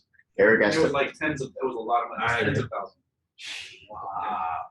You know what the worst is in even if you have the money in savings, but for the most part, a lot of realtors, they're going, not month to month, but they're using that money to pay bills. They're using this, once you have your pipeline full, and I'm gonna tell you guys, Ron, like I could tell you, when you have your pipeline full and you lose a deal, the worst is you got one deal and you lose it. It's catastrophic.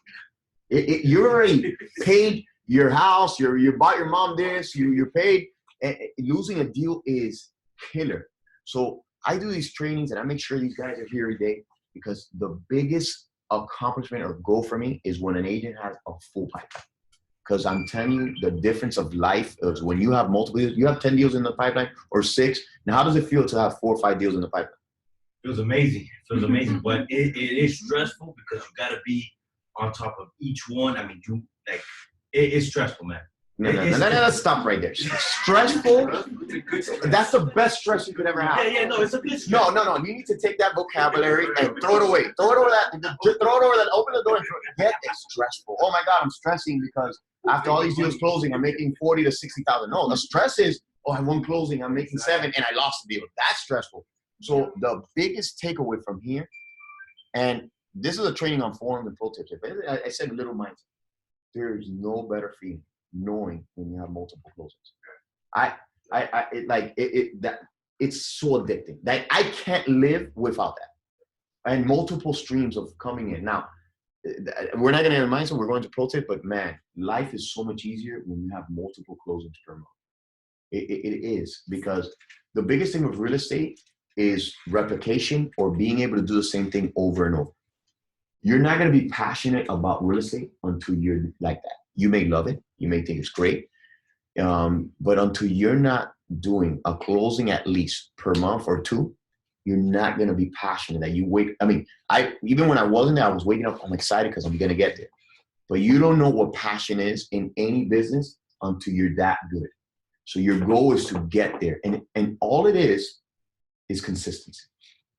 If you post every day, if you call people every day, that's it. And in our market right now, it's not even a tough market. Where I look, I have to knock on doors, short sales this. When in 2008, 2009, it was tough.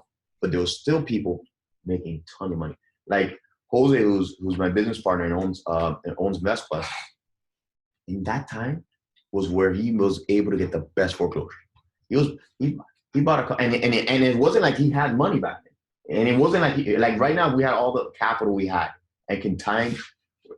We could go back to 2008, 2009, hundreds of millions.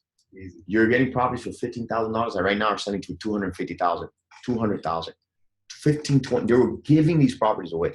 You could pick up. You thought looking for short sales on the MLS. You're right now trying to get short sales. You gotta go knock on the door. You're sweating. You're calling people before you go on the MLS. And there's hundreds. Wow. Which you're just putting offers, and your offer gets accepted. Deals. You can't get a short sale accepted now because all the realtors are trying to double ended. Bro, no, that's the truth. They're not picking your calls. They're not accepting an offer. You're like, oh, I want to go reach the broker. They have the deal already accepted. They're like, you go fight, go talk to, get out. There's no way you're getting that deal. So it was like that. Now, and this is the last mindset part of this portion before we go here. This is something that I stress. And Ron has heard this. Giscard probably has heard it. This market has another 2 to 3 years of the way it is now. You want to make sure that you make as much money as you can and put that money aside or put it to invest, because the next time, trust me, it's not going to be maybe at like 2000, 2009, but there's going to be foreclosure. The foreclosure has never stopped. There's been people doing this for 50 years, flipping, and it's going to dip. And you want to be primed for that.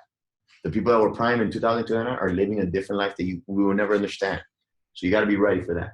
Even if it's not saying for you to go buy a property for $20,000, you want to make sure that if there's a dip, Zillow's going to be cheaper. The direct mail is going to be cheaper. But now you have $100,000 on the side that you could out-market anybody. Now you're competing with people that have that money and have been doing it for a long time. Then now you have to pay more. Zillow for Miami Lakes might have been $200 and you're very good. Now you have to spend $700, $800 because everybody has money and they can pay Zillow. So you want to be prime. Now, you don't even ever have to pay $1 in marketing, and just work your circle of influence. Use free advertising in Facebook, Instagram, and you will make $100,000 a year easy. And when you make, and like who has made it, who hasn't made it, when you have made 100, to make it to 200, slight modification, and then make it 300, slight modification. And then at 300, you don't have enough time. It's building your team. You can make $200,000 to $300,000 with your own self, and if you have another team member, then you can scale up to like 3, 4. The math's there. Certain amount of time. If you're working listings, it's a lot easier. For working buyers, you can only work 2 or 3 buyers in a week if you're doing this full time and be effective. Once you have multiple buyers, you're not giving one proper attention that they go find somebody else. So that's why it's better to give 50% of something to somebody else for them to help you. So that's that. All right. How about having different domains under your name? That works. It's very good for pre-construction. Now, if I were to before it was good for condo pre-construction. If you guys were going to do the domain where, let's just say Satori. So this is what works a lot. I have a friend, she's awesome. And Felicia Dorn, she's a multi-million-dollar agent. And she's never going to see the video, so she always hates when I say this.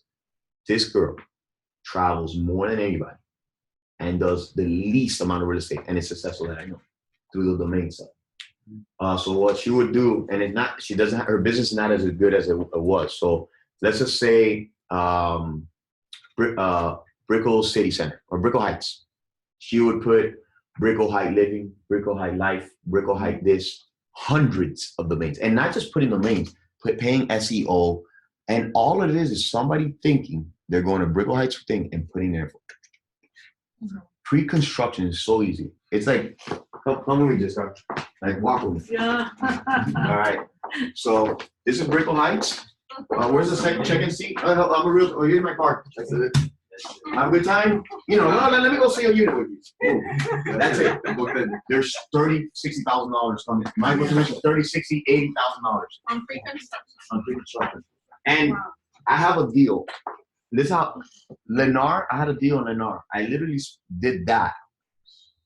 And it was like the Lennars here are a little bit more extended. I'm doing a deal right now that's a $25,000 commission for a guy in Naples. He went to Brickell City. He already was under contract, and they're so nice over there. He's like, bro, I just went under contract, and Lennar, I was sending the story on board. He's just like, I just went under Miguel saved me one, but look, I sold the Lennar. I went under contract. I told him, bro, you went under contract? Knowing he's already under contract, I just said this. Damn, bro, if you would have told me, I would have given you half of my commission as a buyer credit. He's like, what? Oh my God, no, I'm going to call this guy now. This guy's been under contract for 3 weeks. I only threw that as like a helmet. I was like, bro, next time.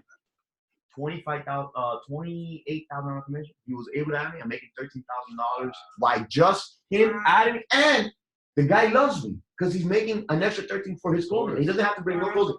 He already told his sister. Now his sister wants to do a Lennar home here, and I have to do this. I'm okay, cool. Miguel, we had a client. I get a referral. Client fell because they had an issue with an agent. It was a referral mine. You know what? We were under contract. The appraisal didn't come in. We backed out. They ended up going without me or without the person that I put on this to a Lennar home. $20-something thousand commission. Miguel knows the guy from the Lennar, and now we had to do a look. You see how bad they are on Lennar. The guy went on Sunday, and on Monday I was like, "Hey, I'm his realtor," and they didn't want it honored. So we've had to go now. The guy is a close friend of ours. We had to jump out of the contract, put a stop payment on the check. The deal was so. The guy went by himself, and the reason the guy's not doing it because he wants to make me a commission. When he won, he got the house. He maybe got like $12,000 from Lennar credit. When I went with Miguel's guy, he was getting $35,000. He's paying and that's me. Like he's getting $35,000. Same. He's getting a better house, but he walked in and they got him. Mm-hmm. So he's going this. It's been 3 weeks. This guy needs to move from his apartment. He's okay with it because now he's making $35,000. I mean, $22,000 more because I got him a deal. Oh, Miguel got him a deal, and just because he won on his own, they didn't want to put me. I have to go through all these hoops to just put myself on the deal now. And I really was his realtor. Like it's not like, hey, like with my other guy. Yeah. It was I didn't even know he was looking for a house. He actually messaged me on Facebook. I'm like, I messaged him. Hey, bro, what's up with everything? Oh, nothing, bro. Look, I just got under contract. That's me doing the social media. I prospect. I just send messages. I don't copy and paste it. Hey, how's it going? Question mark. Hey, let you know I'm your neighborhood. No, yo, bro, what's up? Engage. And that's how I'm able to get. I'm making $13,500 from a Facebook message. What's up, bro? What's the percentage on pre-construction? It all depends. It could be 4 to 8%. It could be from 3 to 8%. The one in in Naples, it was 5 or 6%. I still didn't even it was 5%, I believe, but I'm giving half to the credit. So it was like $25,000 commission. I'm making like $12,500. But so that's what I'm trying to tell you. Like the Lennar, so for condos in Brickell, that used to be the big thing. This girl would get $30,000 commission, $60,000 commissions, 30 here. And I'm telling you, she had a home office with just pre-construction things done. Now, it's not as good as it was before, but she still does it. If I were to do that again, it's for Lennar homes. The single family homes are selling and flying. So you would put Satori MiamiLakes.com, SatoriLiving.com, Satori Hialeah, Satori this. You make 10 of those. And then you put SEO into it, and you divert traffic from it. You look at where they're looking. This is a complex thing. You go to this website. You go to Satori's website now, and you go to Spy FU, anything. and you see where the clicks are coming from that person. So if you see coming in from the MiamiLaker.com and you see a lot of traffic is coming from Miami Laker, advertise in the Miami Laker. Put your ads on the Miami Laker website. You put your face, the Satori, and they're gonna click your ad. It's just hacking. This is internet now. This is for yeah, why would they? You're sending your home. They may have an issue if you try to say you're Leonardo, but you're putting it as you. Promote, bro. You know all those pre-construction, they give you the media pack. They'll send you the logos, the flyers. You here, build one. You call George, hey, I want to say a thing. What do you need? The PDF, this. You need a thing. What do you need? They'll give you this. They can give it to you on Mark. They give it to you in a USB spec. Oh, you want how many folders you want? Boom. Those folders cost them $20 each, $30, $50. The nicer developments, they cost $100. They'll give you 10 of them. I mean, they're wanting to sell. So it's any pre-construction condo. How much? Yeah. What's the percentage on a home in Botanico? What is it? It was 4%. No, Botanico 6% or 5%. And those homes are $1 million homes. Right? Yeah, those are high. Now, luxury assets, they want to entice you to sell it, you know? Like you could do Botanico as well. But it would behoove you more with your peers to do volume based. Hey, it's only 4%, 300, 400. Hey, I'd rather do 3 of those than hopefully 1 every 3 or 4 months on my advertising on it. Yeah, but Satori has done 6 and 5% too. I think they're at 5%. Yeah, they'll only drop as the time progresses. There's less units. The more inventory, the more commission you're gonna pay out. Yeah, like that's it. The Satori, not Satori. What's the other one? The one that I went with Will. They're Aquabella. They're 3%. They're already tapped out. If they have any units. And they'll have like sometimes like you'll check back with them, send them an email. Like they'll have like a month special or 2-week special where they're giving like 5% to domestic buyers and maybe 6% to international buyers. And that time, around that time frame, you can just like start marketing more. Yeah, and it's because you have to hit numbers. You know, those companies are stocked, like, you know, they're Wall Street pretty much. So they may have to hit quotas. They need to sell, and they're like, man, we need to push it. And they know if they say, hey, we're gonna pay 4 or 5 commission for 2 weeks, you're gonna take them there, and they'll email everybody, they'll call you. Then you go take them to a house here in PSN. And honestly, those pre-constructions are so much easier. You don't have to worry about anything, man. They do everything for you. No inspection, no appraisal. Well, there's still appraisal. If you use their lender, no. But sometimes you want to use your own lender. But you want to use their lender because they have more like credits. No, the thing with them that the appraisal standpoint of it is if you use their lender, it's hard for an appraisal from the street to go over there and get HUDs because they don't have no way to compare these new construction. Like Aquabella, you can compare it to Montera and Aragon, but you can't, like Satori. They recommend you to go there first because no appraiser, it's hard for them to ask them for HUD. They have to ask them for the HUD, an appraiser from another lender. So they'll give you incentives for going with the loan. You'll save. Yeah. The money that you're going to spend on closing costs, you're basically going to save it. And they're going to give you the rate. They might tell you like a quarter more, but if you go back and tell them, hey, listen, my client is not going to buy this house with you guys because he's getting a quarter cheaper out there, they'll be like, look, we'll take away like maybe from the $10,000 in credits, we'll put $7,500 in credits only, and we'll give him that extra rate. Yeah.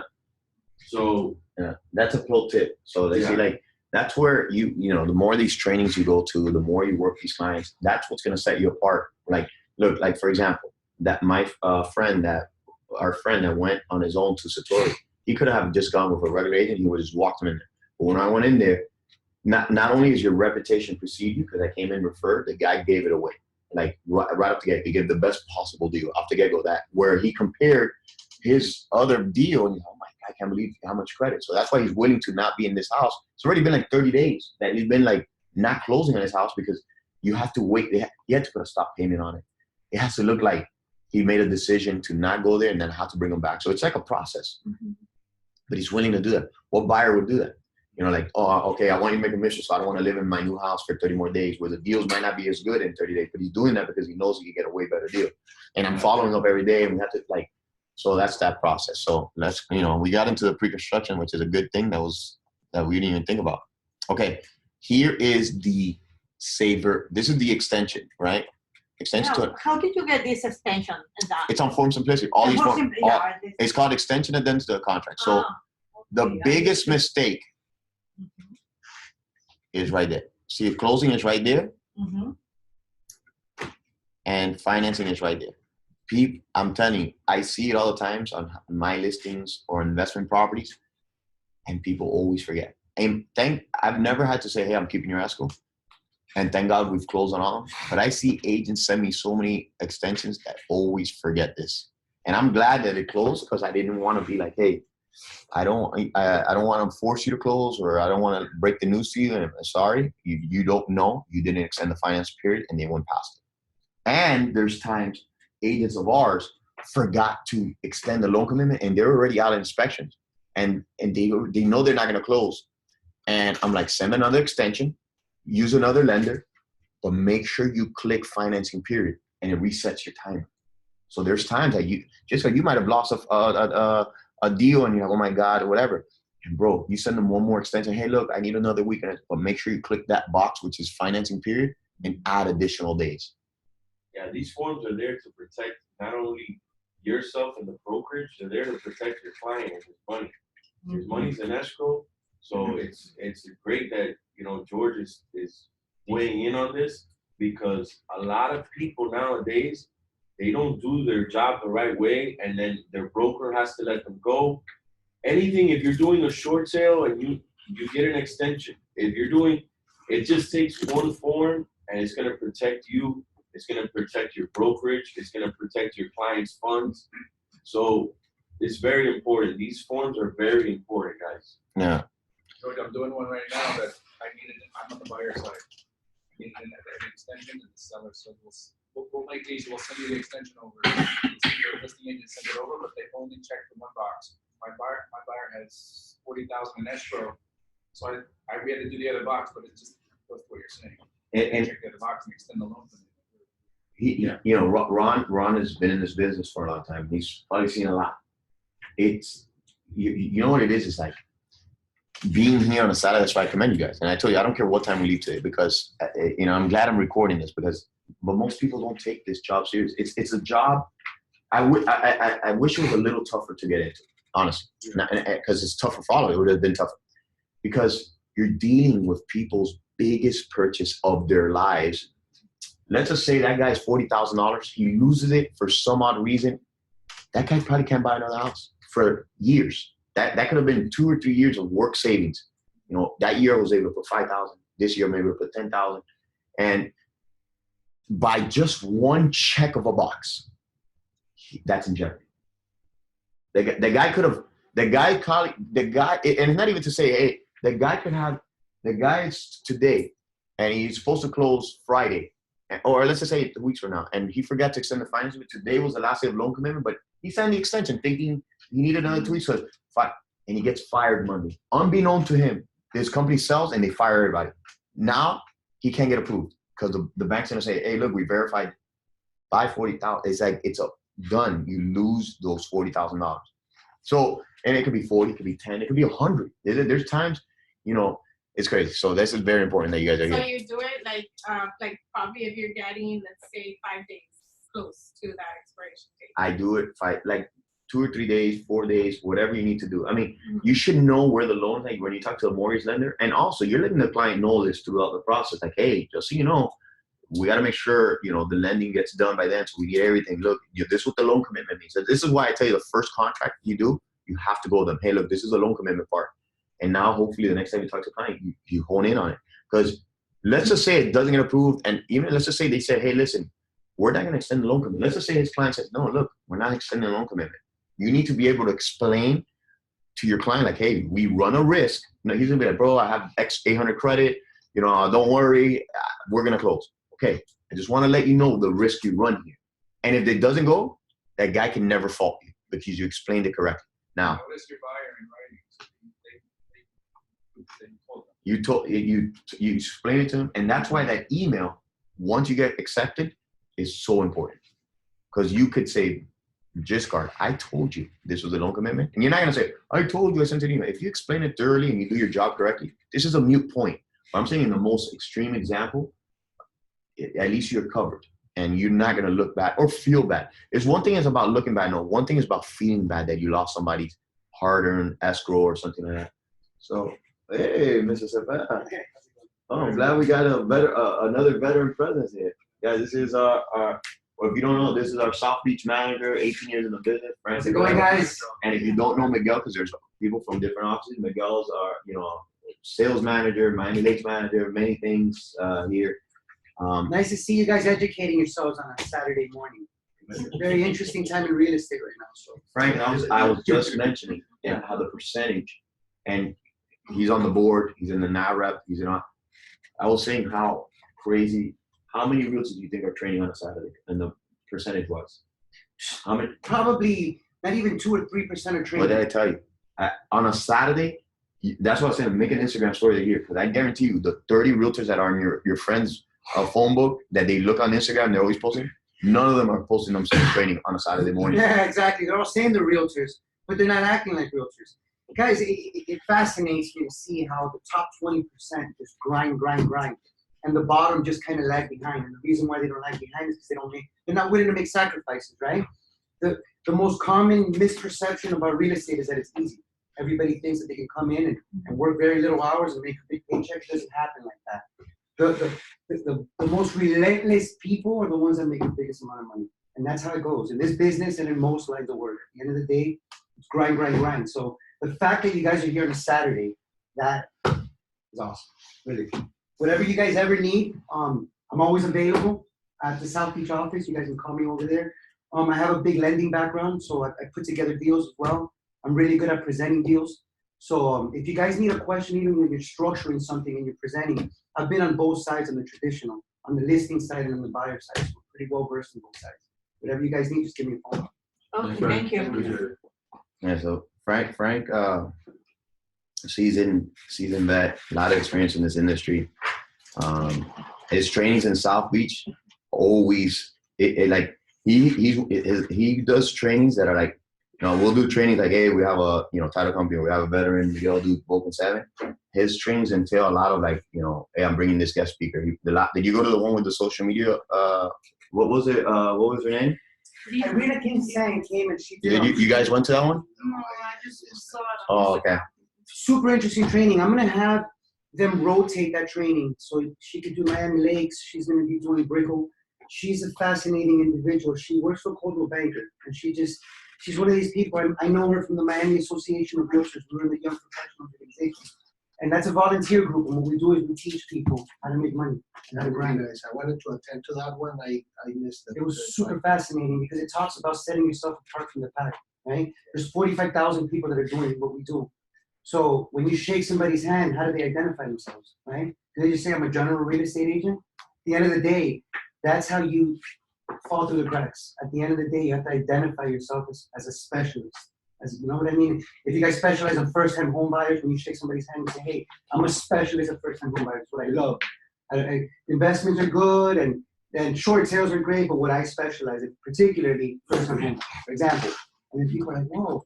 You know what I mean? And you start to see the funnel. Like, let me give you guys an example. When I shake somebody's hand, I do mortgage lending, right? There's a lot of people that do mortgage lending. But when I shake somebody's hand, I say, hey, look, guys, I specialize on self-employed borrowers, right? I can do an FHA, I can do a conventional. But what I love to do, what I've been doing the last 18 years of my life, have been self-employed borrowers. The difficult things to do, because at the end of the day, anybody can grab somebody who's on a salary, right, with good credit and a decent down payment and put that loan together. Piece of cake. But when you analyze taxes, and the majority of people down here in South Florida have some self-employed type of income, everybody in this room is self-employed. So at the end of the day, I specialize in what I love. And what I love is this, small business owners, you know what I mean? But I clearly separate myself from the pack. So then when people meet me, the more that they shake my hand, in the back of their mind, they're like, if it's FHA or if it's conventional, I'll call somebody else. But when they have somebody who clearly needs my services, when it's a self-employed person, they call me right away in the spot. So it goes to say, like, whatever niche you guys do, and also where your crowd is. You know how, like, there's if you're in a party or you're a group of friends and you start saying, oh yeah, I do rentals, I do sales, I do investments, I do commercial, you need to specialize. You're never going to be great in this industry until you specialize into something. Oh, I like to knock on doors on Monday, on Tuesday, I'm calling on book 7, on Wednesday, I'm going to events.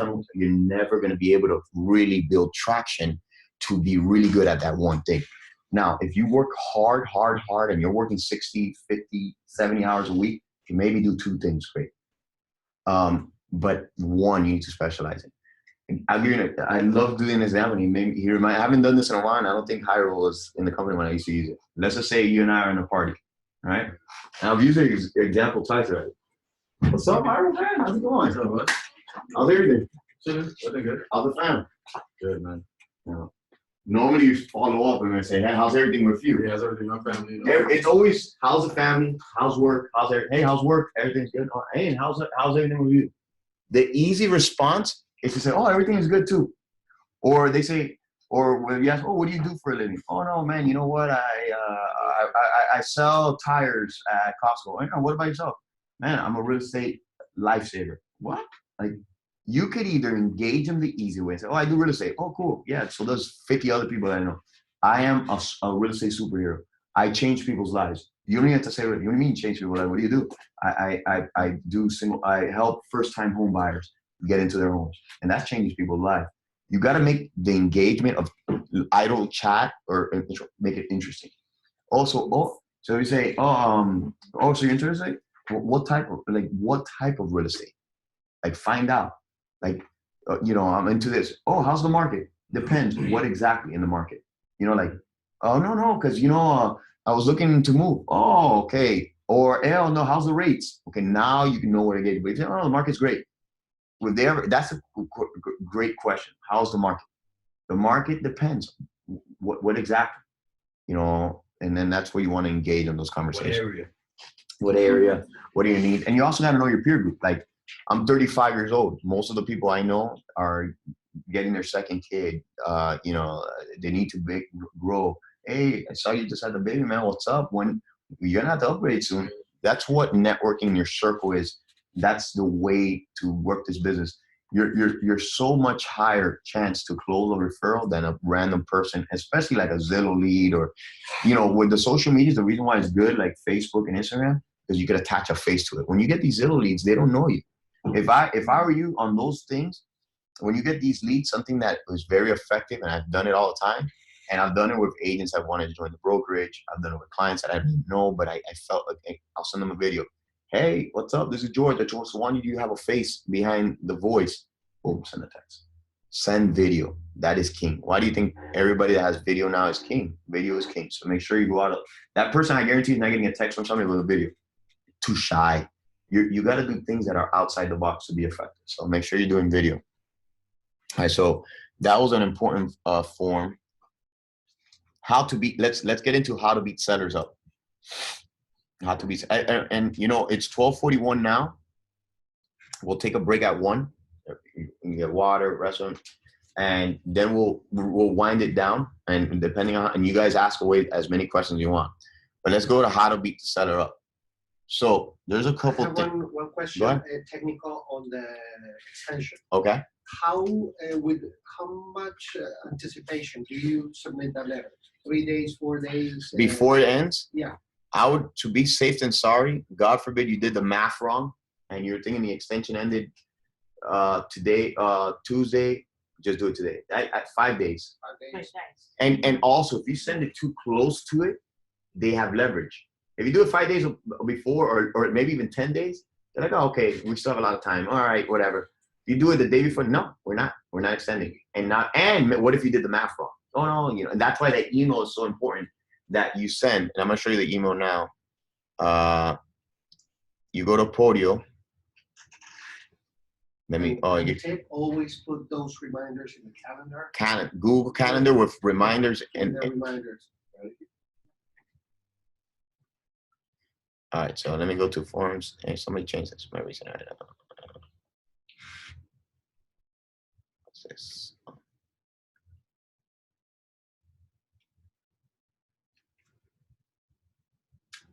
This is Podio. If you guys haven't had, there's tons of incredible videos, So I'm going to update the docs and assets. I think it's in here.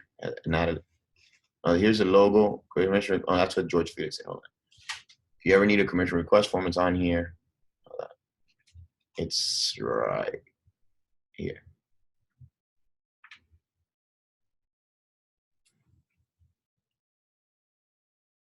And I think this is what people have uploaded. There's one more.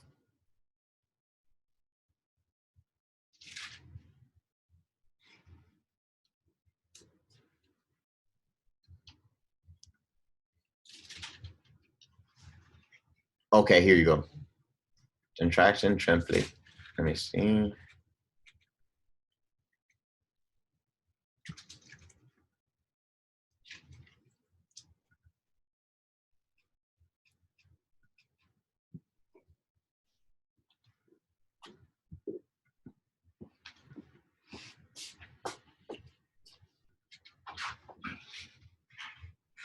Okay, so I don't know if I'm gonna be able. Let me see if I can.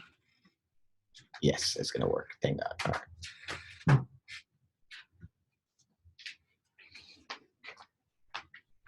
Well, you know what? It's not letting me, so I'm gonna move the laptop around so you guys can see it. All right. This is the letter. It's not letting me see it. Let me try to make it bigger.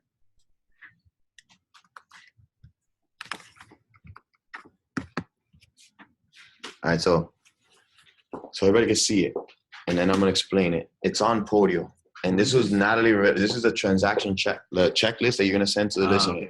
So let's see, and basically it's saying, excited that we're working to ensure smooth closing for our clients. Please note the following information. Oh, important date are affected. This is what you're gonna email the agent and your client. Escrow must be submitted by. Loan application must be submitted by. Inspection period will expire on. Loan commitment contract deadline is. Here's the title company. Here's the lender. Okay. You send that to the other agent. Why? You have to go back into your contract and do a little bit of work, but you're going to ensure that nothing is ever going to surprise you. Remember, if you're doing less than 12 transactions a year, this is going to take you 5 minutes. You know what? It's going to take you an hour of your whole year to do all those transactions. But it's going to save you a lifetime of regret.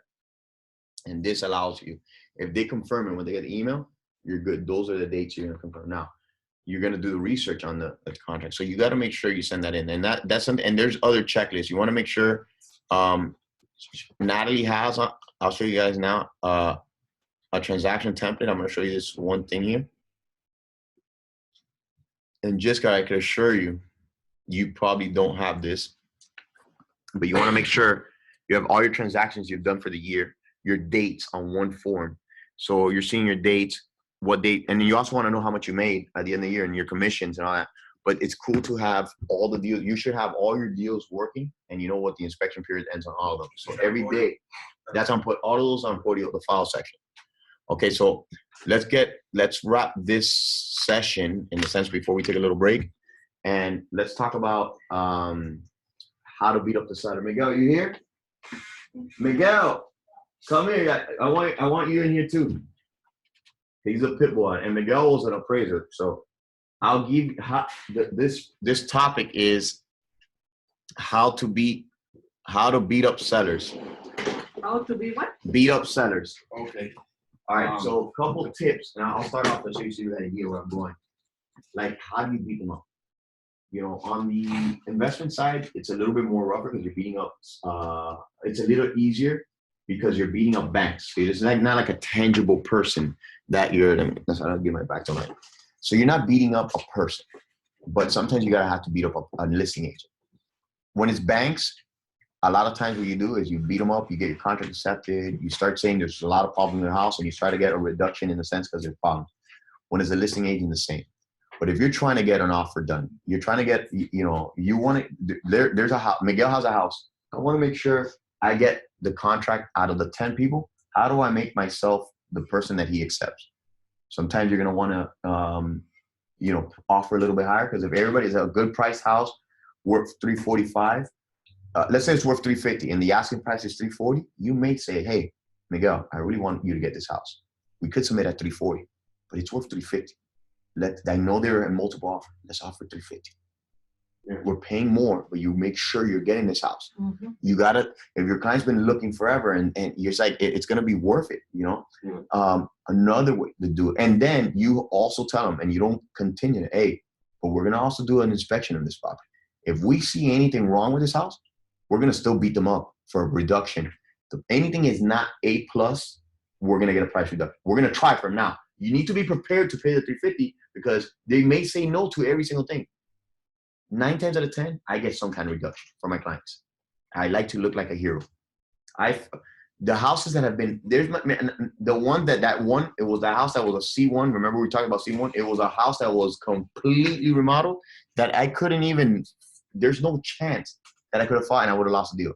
But even then, I try to get a contribution. But one way to do it is get your foot in the door and get the inspection and start beating up everything. You say, hey, look, you know what? The fence is broken out there. You know, to replace that fence is going to be $3,500. Hey, you know what? You know, the sink is not working well. We're going to need at least $500 there. The roof is, we went on the roof, look at the inspection report. It only has a life of 4 years. So we're going to probably have to replace the whole roof. We need a $15,000 reduction. This roof is going to probably be $20,000, $25,000. It's only 3 or 4. What other things have you used? To weigh in on what he was saying, there's like different tactics you can use, like to when you're gonna go represent the buyer. Obviously, you gotta know the property. Sometimes right now the market is at the rate that the market is. We're kind of above market value when they're going to list, and they want to sell above market value. So that's what's increasing the rate. That's what's increasing the market. They want to list above what has sold. Everything's selling for $400,000. They want to list at $430, $440. So what you do at that point is, obviously you run your numbers and you see why it is that property they're listing it higher. Always explain that to your client. A tip that I tell all my clients when I go to submit an offer, and I've been working a lot less buyers. I've been working more sellers. But when I do work a buyer, I'll tell him, hey, look, if you're pre-approved for $400,000 and you want this house and it's listed at $429, I say let's submit an offer close to full asking price. Let's say $420, $425, and you always get an appraisal contingency. Okay, number one. Number two, the better thing to do is give a bigger deposit. If they're coming in with 20% down, they can give. Everybody else is going to want to give $5,000 because they're scared to lose their deposit. At the end of the day, that's their biggest fear. It's like, why am I going to give so much money if the house is not mine yet? Okay, but the house, you got to explain to them and coach them that the house is going to be yours. Give them the food for thought and of being positive, no negativity in the transaction. So let them know from the beginning, hey, let's give a higher deposit because everybody that's going to come over here is going to get the same deposit that the realtor is going to recommend, 3% or maybe 1% of the purchase price. Let's give $20,000. Let's give 5%. Let's put a bigger deposit. That helps out as well. When you're working with a seller, and I've been doing this lately a lot, and it's helped the sellers. You go ahead and when you do a listing agreement and you go to meet with them and you see the comps, let's say all the comps are 350. You go, all the comps are 350. And I've done this the last 2 times. So I'll take them the contract, I'll take them the listing agreement, I leave it blank. And when I sit there with them, I'm like, hey, look, I'd rather you be that property on the market that's got 7 buyers here every week than that listing that's above everybody else and is not being looked at. And I did that for the last, I think it was the last 2 sales. So they went over there. We listed, I think it was at 270 first. And I got like 10 buyers. They went over there. I did an open house. The buyers went over there. So I told my client, I said, hey, I'm going to increase the price. There's 3 buyers that really want to put an offer. And I'm going to tell them, hey, look, we're thinking of increasing the price because my client has seen how much interest is in the property. How interested is your client? My client's willing to go over 10,000.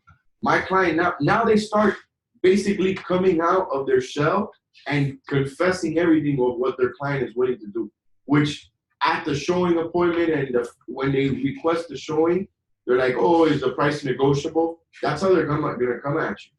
But once you see and once you tell them what's going on, they already know and they're already informing their client, hey, this house is gonna sell fast. It's gonna be on the market for less than 10 days. We need to go above appraised value. We need to see how much you're willing. So I got my client, I told her, hey, look, we're gonna increase it for $10,000. The realtor's like, my client's willing to pay $5,000 over appraised value. I put that on the contract.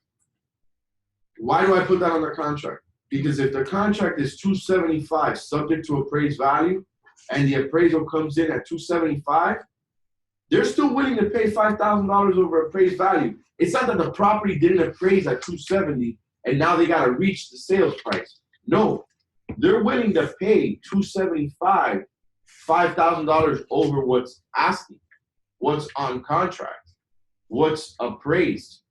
So you have to all those remarks and all that verbiage has to go on there. So you put it on the contract. This buyer is willing to pay $5,000 over appraised value. Boom. Appraisal comes in at purchase price $280. Hey, we need to do an addendum. Your client needs to bring $5,000 to closing. Okay. If the property doesn't appraise and appraises at, let's say, $270 and the contract's $280, now they're willing to pay the $5,000. Now there's less room for negotiation. Now you got to go back to your client. Hey, look, bring it down $275. The house only appraised for $270, but we're able to get you $5,000 more. And that happened. So I increased the price and that's another thing too you want to do, because appraisers are going to go in there and they're going to say, oh, well, this property's listed at $270. You got a contract for $280. No, change the listing price. Tell the realtor. Explain to everything. Get a status change form. Let them know, hey, look, my client wants to increase the price because she wants to sell higher. There's a lot more interest in the property. Your client has the right to do so. If I'm selling a car right now, it's hot in the market, I want to increase it by $5,000, $10,000. I can't do that. Just like a house. So you go ahead, put it on there, get the status change form, and now the house is up to $280. The appraiser goes to see it. They're going to see the list price. Explain to them, hey, what was the change of the stat? They're usually not going to say it. They'll type it in on the report. But on the first box under the contract of the appraisal report, it's going to say listing price. It's going to say $280. It's going to give the MLS number.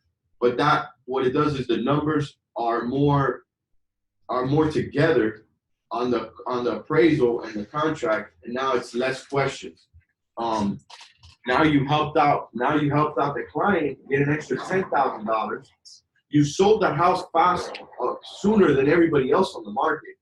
Everybody was listed at $280, and they were moving. You put it at $270, and now you got back to $280 because of the interest they showed. Your negotiation skills are what get your client either the property to buy or get them the better deal when they sell.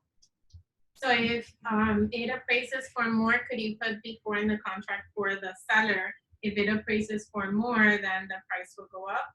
Yeah, that's what you do, subject to appraisal, and then you negotiate that with the buyer's agent. You let the buyer's agent, hey, I have a client, I have a realtor with a buyer that's willing to pay $5,000 over appraised value.